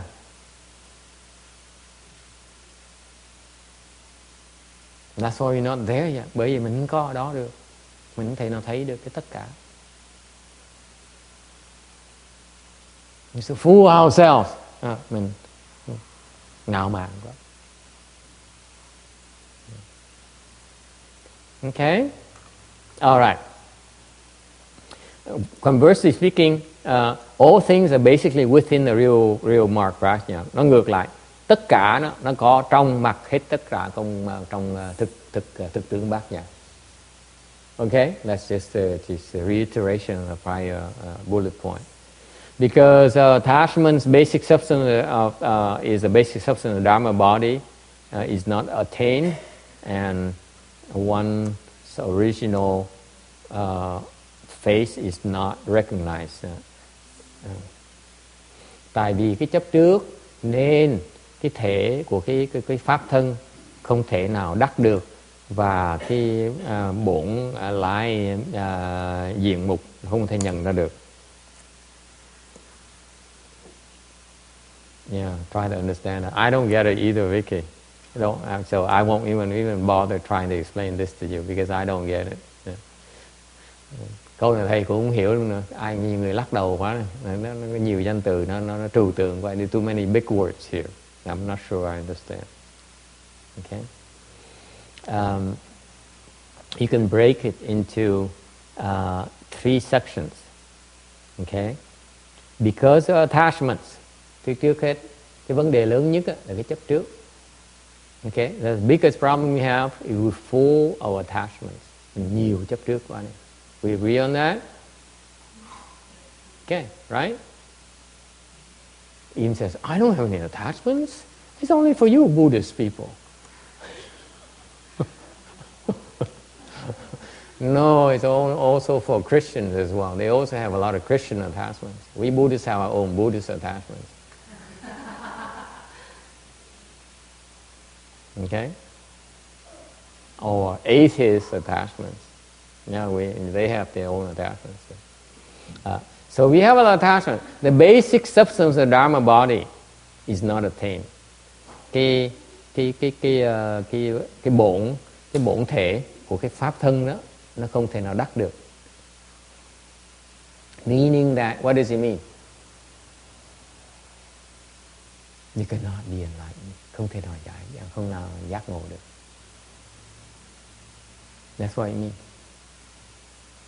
When you become enlightened, that's when you realize the basic substance of the Dharma body. Enlightenment, okay, is basically realizing the basic substance of the Dharma body. When you have it, when you become enlightened, you know what it is like. Câu hỏi là như vậy, cái bổn thể của cái pháp thân là gì? Thầy trả lời lại là khi quý vị giác ngộ, quý vị sẽ thấy được cái bổn thể của pháp thân là cái gì. Okay? And because of attachment, và vì cái chấp trước, your one's original face is not recognized. Vì cái chấp trước nên không thể nào nhận diện ra được cái bổn lai diện mục.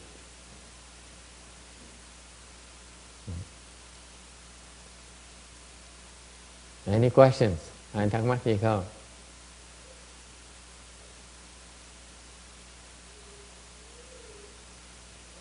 This is a cone. Cái đây là một cái tham thọ đầu. What is your original face before you were born? Cái bổn lai diện mục quý vị là cái gì trước khi mà quý vị sinh ra? What does it mean? It means that what do you look like before you were born? Câu hỏi cái tham thọ đầu nghĩa là sao? Nghĩa là trước khi quý vị sinh ra đó, quý vị cái tướng quý vị nó là ra sao? Quý vị cái hình tướng quý vị là nó ra sao? That's the cone. This is the hoa thổ. That's very popular in the Chan school. What is your original face before you were born? Because if you know what you look like before you were born, you become enlightened. Câu hỏi về với tại sao cái sự quan trọng, tại sao mình phải cần biết cái bổn lai diện mục của mình trước khi mình sinh ra là gì? Thì là nếu như quý vị biết được cái bổn lai diện mục trước khi quý vị sinh ra là quý vị đã giác ngộ rồi. Chỉ người giác ngộ mới thấy được cái đó thôi. Only enlightened people can see that.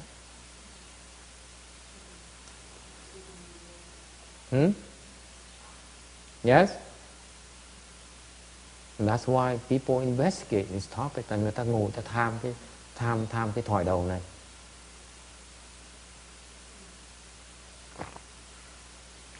Questions? Ai thắc mắc gì không? You got it, right? You know your original face. You don't need to talk. You don't need to ask me. Quý vị thấy được cái bổn lai diện mục, tôi hỏi thầy làm cái gì? Yes. Tùy.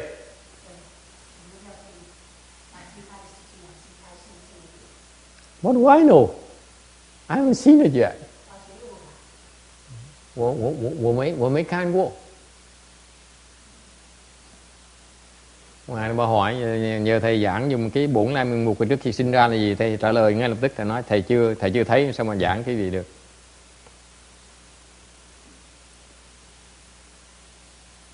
我不知道，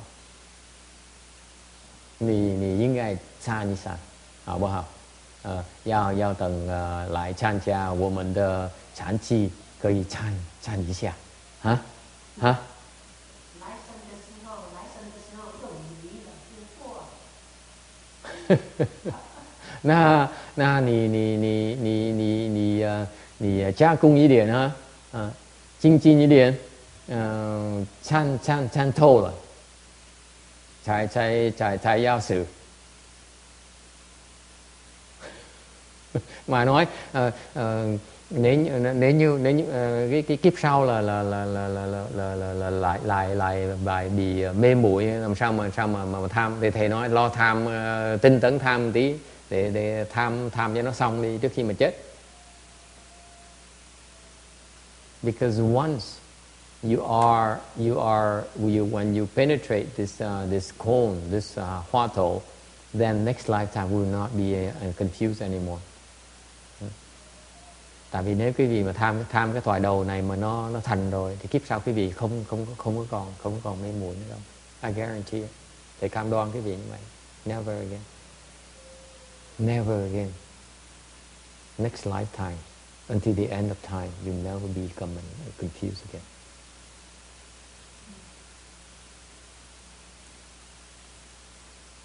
Okay? It's worth it, don't you think?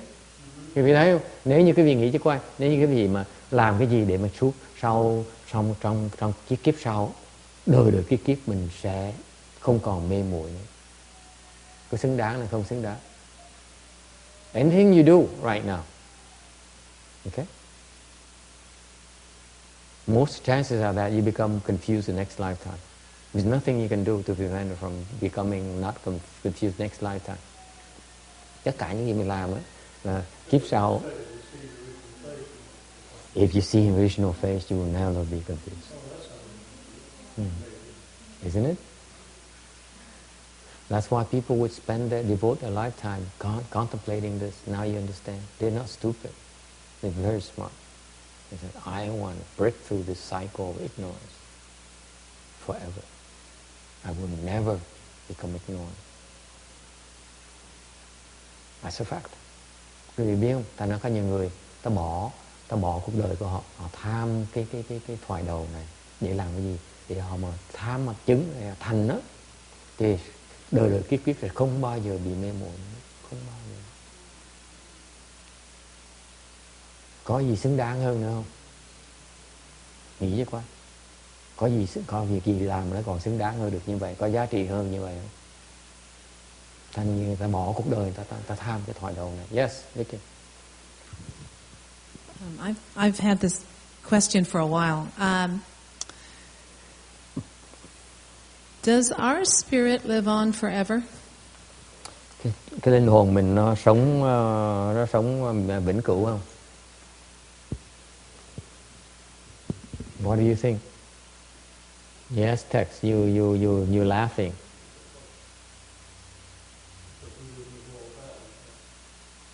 The spirit, what is it all about? What does it mean? Does it last forever? Does it live forever? Or doesn't it? Okay. What is the spirit? Câu hỏi linh hồn mình nó vĩnh viễn, nó sống vĩnh viễn. Tôi hỏi lại là cái linh hồn là cái gì vậy? What is your spirit?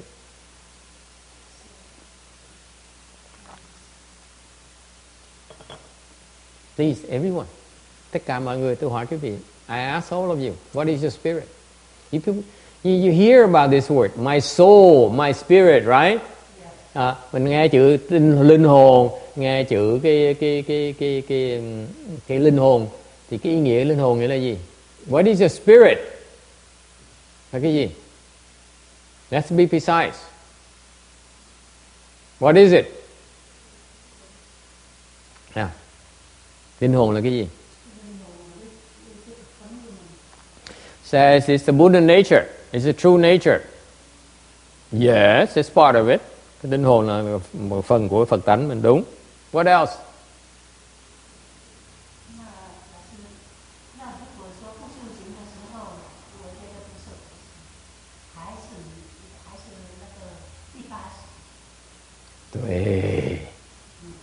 Tuệ.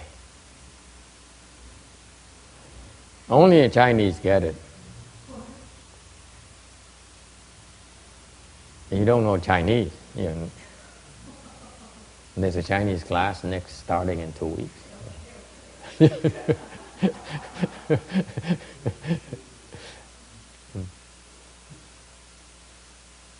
Cái linh hồn là cái bị bác thức. Người ta nói cái gì? Ta nói dùng cái chữ linh hồn.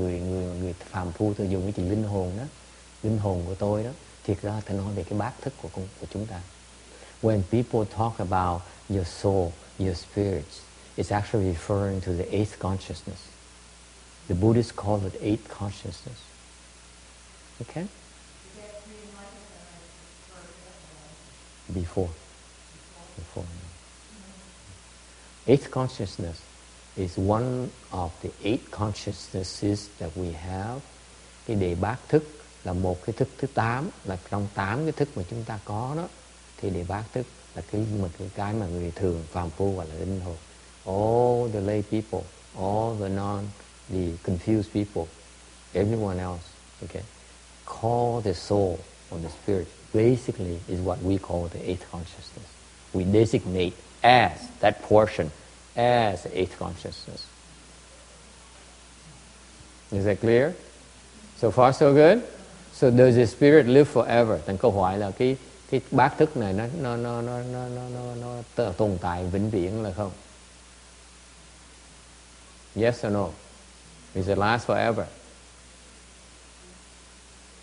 Yeah. Fundamentally, it is the Buddha nature. Cái bát thức này là một cái khía cạnh của cái Phật tính mình thôi. Như Quảng Ngân nói hồi nãy đó. Nó không khác gì hết. So from that perspective, yes, it's forever. It never will be destroyed. Thành nếu nhìn cái phương diện là điều bát thức á, là một cái thành phần của cái Phật tính mình thì nó sẽ không bao giờ nó bị hủy diệt hết. Yes. Well, in popular culture, when we talk about the spirit and reincarnation, we're kind of attaching that idea to the personality, the me, self, that goes on from life to life. I was holy. And that's proponents of permanence. You don't change. Nothing changes. Okay? The store of consciousness, which has all kinds of different experiences. It's not really text Bowman. It's the store of consciousness.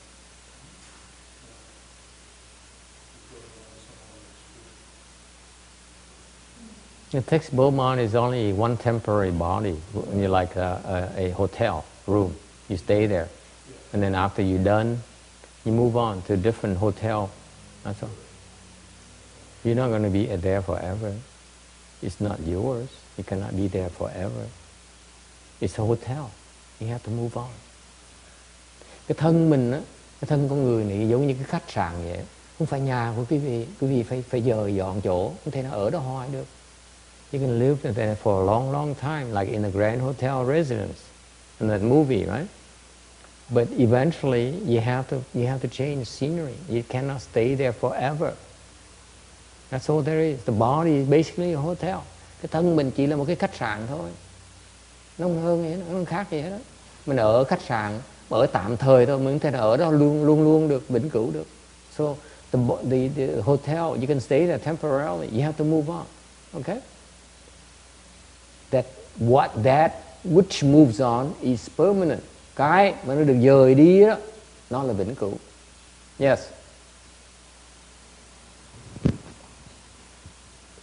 Along with that question, so hundreds of years ago or whatever, I was someone else. And then before that, I was someone else, or a different kind of living being, and so on and so forth. Yes. Okay, so that individualization of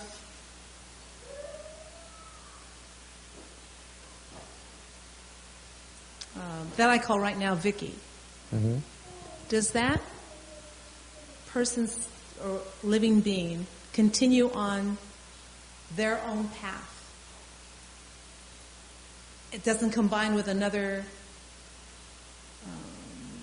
living being's life. You know what I'm trying to say? It's just is there that thread that originated for that one living being's That's what happens when you try life? Too much of these Caucasians. And then it just keeps... No, she has a point. You know, she I'm not... They try to understand too much, these Caucasians. I don't know about them. The Asian will be happy. Oh, this is so profound. This is profound. I don't get it. It's okay. Let's move on. And these Caucasians, but, you know, can we discuss about this aspect of my not getting, what things are still unclear to me?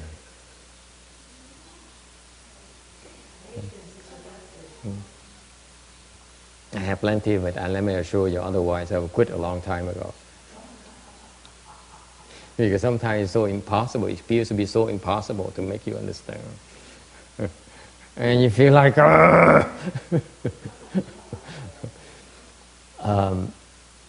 you're confused. Because once you've gone from this body, the body returns to emptiness. There's nothing there. No, I understand that. I'm not talking about holding on to bodies. I'm talking about the spirit that is in that body. Yeah? If that spirit in that body has an individualization experience throughout this whole existence, Yeah? and it's just that one, is it just that one living being? Yeah. Okay, that's all I want to know.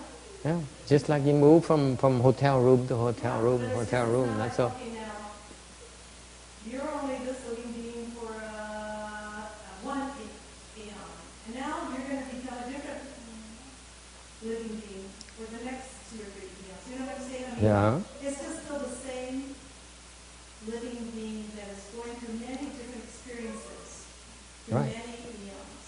Does that make sense? The same eighth consciousness, yes. Right. It changes bodies. It changes bodies, That's all it does. and then, but it's just It's no different than you buying a different car every 3 years. less specific.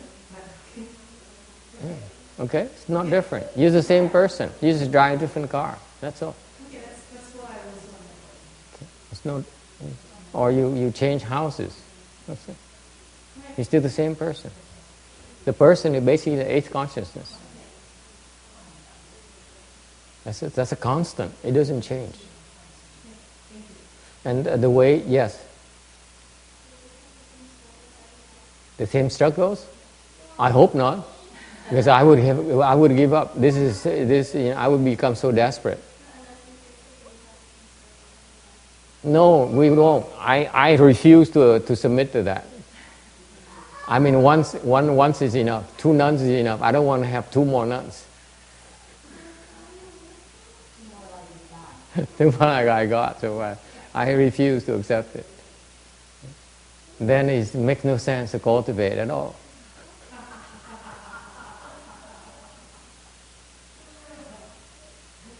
John doesn't like it. Yes. Actually, the question I wanted to ask is back to the car analogy. Every 3 years you change your car. Yes. But I like BMW, so does that mean I keep on driving a different model of BMW? If you can afford it. If you can afford it, why not? You know, like I read somewhere that Mr. what's his name, Apple founder, Steve Jobs. He changes cars every 6 months. Can you imagine? He gets a new car every 6 months. No. There's a reason for it. Cái nói ví dụ là giống như mà nói ví dụ con người mình đổi thân giống như mà đổi xe vậy đó, vài năm đổi một lần thì nó không khác gì đó. Thì thầy mới nói là chẳng như thì ông nói như vậy thì tôi có thể quyền lái xe Đức được không? Tôi nói nếu như ông có đủ cái khả năng đó, đủ cái phước đó, thì có quyền chứ. Ông lái xe gì sao lái xe đấy? Thì do cái ví dụ cái ông Steve Jobs là ông chủ hãng Apple đó. Ông đó là ông mua chiếc xe Mercedes, cứ 6 tháng mua một chiếc xe mới. Every 6 months you get a brand new Mercedes, a 2-seater.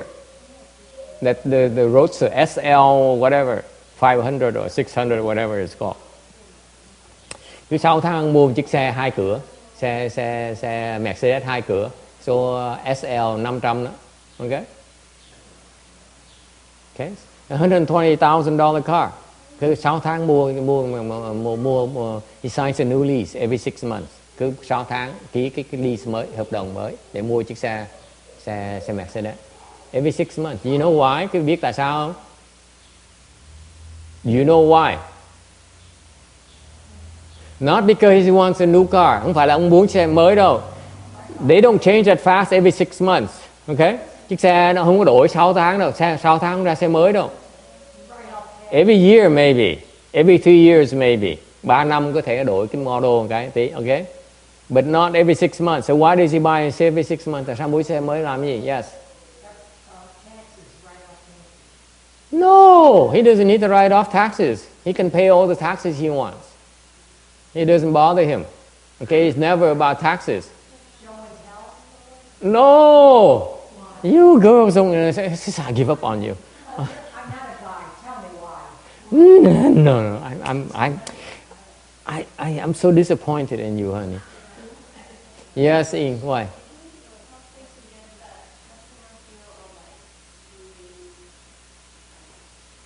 Then why not change every month? Why not change every month? If you want really new, I say a week or a month. Why wait 6 months? 6 months pretty old to me. Huh? Because he's got the hottest lease agents in town. Not working them over. You guys would never guess. You guys would never guess. Cái vị không thể nào đoán được tại sao mà ông mua 6 tháng mua chiếc xe một lần. Tại sao bác Tân Hương? Chín Xiang would guess.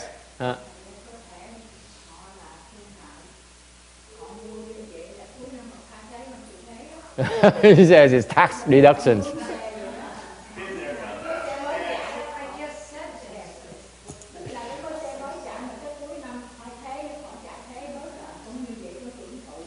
Not the same way she does. She explains it. It's like from business perspectives. You don't have the details she gives me.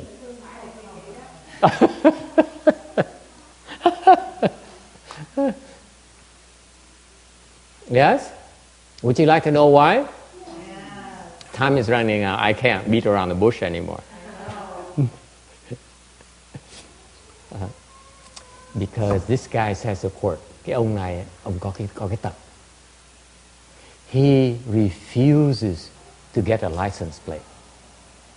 Ông này nhất định không lấy cái bảng số. He would never drive. He says, my car would never have a license plate. He refuses to get a license plate. Maybe he puts a label on him, on the car he drives. Okay, whatever the reasons, he says, I refuse to get a license plate. Ông này bất cứ lý do ông nói là ông nhất định không chịu lái chiếc xe mà có cái bảng số.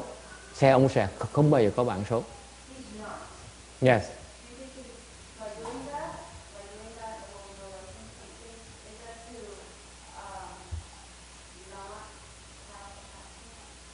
No, not that.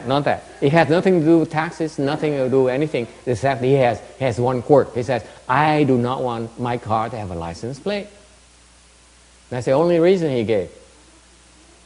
And the law in California says that you don't have to get a license plate for 6 months when you buy a car. And therefore, every 6 months he buys a new car. That's his reasoning. When you're worth billions of dollars, what do you care? It's like small change. You know?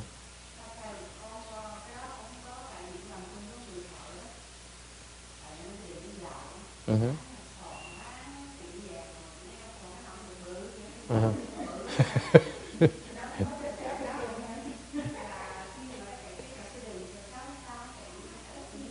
Uh-huh. Uh-huh. Uh-huh. Uh-huh. Uh-huh. Yeah.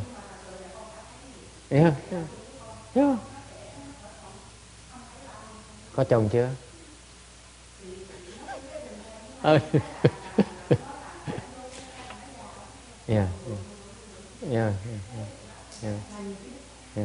Cái tưởng tượng như cái ông này, cái tật ông này cũng vậy, cũng tương tự những cái suy nghĩ cũng như vậy. Ông nói là tất cả quý vị đó hả, ai cũng lái xe có bảng số, có một mình tôi duy nhất với thế gian này tôi lái không có xe không có bảng số. Tôi là người duy nhất thôi. Kim Điền nghe rõ không? Tôi là người đặc biệt như vậy đó. Tôi không cần như quý vị. Tôi là hơn quý vị. Tôi không giống như quý vị. Hiểu không? Cái ngã mạn nó lộ ra như vậy đó. This is to me it's manifestation of the ego. It says you idiots are driving cars with a license plate. I'm not like you. I'm above you. I don't have a license plate. I'm far superior. I can afford it, can you? Every 6 months I drive a new Mercedes. I don't care. So he's been buying a new Mercedes every single 6 months for all the as far back as he could remember. Try to beat that. Tưởng tượng không? Đã từ khi ông thành công bây giờ rồi, ông lái chiếc xe Mercedes, cứ 6 tháng lái xe đổi xe Mercedes. Tôi hỏi cái gì bao nhiêu người làm được như vậy? Ông ngạo mạn đổi như vậy nữa. Think about it. Steve Jobs.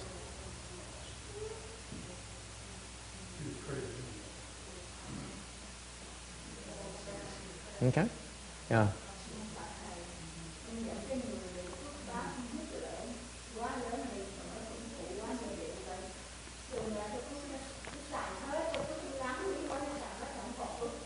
Bây giờ biết nó ở đâu không?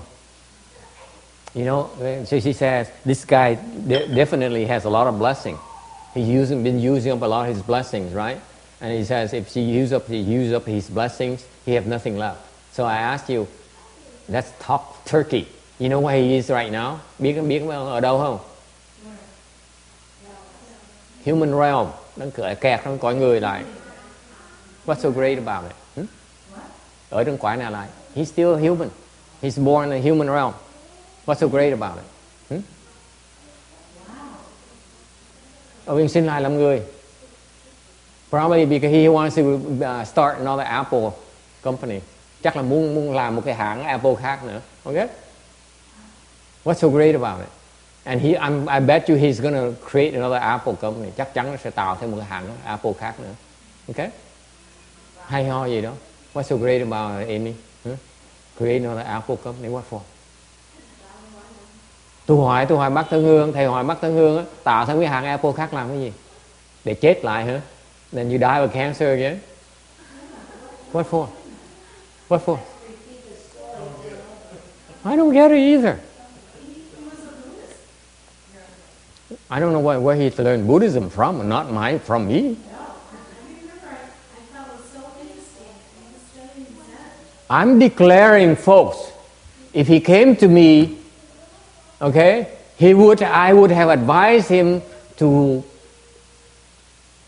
donate Apple to Lu Mountain Temple so that he can have a palace in the Western Blissfield land. Does it make more sense to you? Quý vị đồng ý không? Nếu mà ông tới gặp thầy, ông này nói cái bài mà nói ông này rất là Phật tử, tôi nói Phật tử tôi không biết học Phật tử ở đâu. Thì nếu mà ông học với tôi, thầy thì nói là con cúng dường tất cái hãng này cho chùa đi, để con xây cái lâu đài bên Tây Phương Cực Lạc kìa, đừng có dạy. Xây cái hãng ở đây làm cái gì? Why do you spend money building your temple here, your company here for? You can't hang on to it. Mình xây cái hãng ở đây mà đâu có ở đây hoài được. Mình xây cái lâu đài bên kia mình ở đó hoài cho đến khi mình thành Phật luôn. You build a palace over there, you live there until you become a Buddha. Isn't it worth it? Yeah. I guess he didn't think so. He didn't know. He didn't know. Nó không biết đâu. He doesn't have the blessings. Đâu có đủ phước mà biết đâu. You understand? Those who have the blessings will not waste their blessings. Cái người mà có phước đó không có phí phước mình đâu. I wouldn't buy a lot of Mercedes, maybe one. Right? You buy one. You don't waste your blessing. Đâu có phí phước một cách mà phí phàm như vậy được. Không vô lý vậy sao? And maybe I got a Porsche.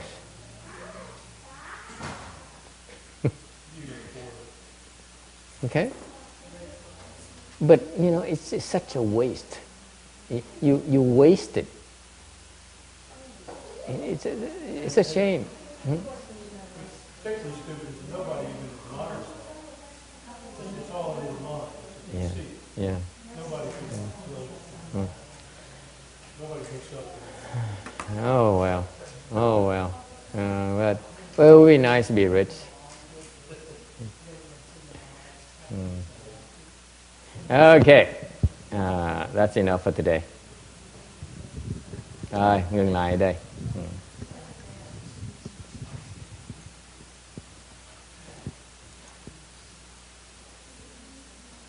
All right, let's transfer the merit and virtue and wrap it up.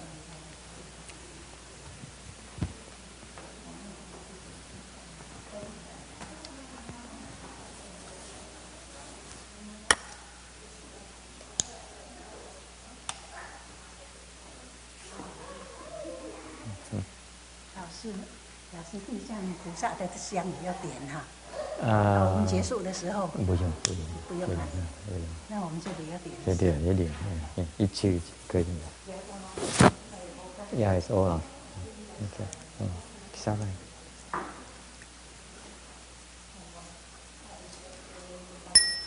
May these merits and virtues adorn the Buddha's feeling, leaving the four kinds of kindness above, 8 threefold paths below. May those who see and hear all bring forth a Bodhi mind. And when this retribution body is done, be, O born a land of utmost bliss.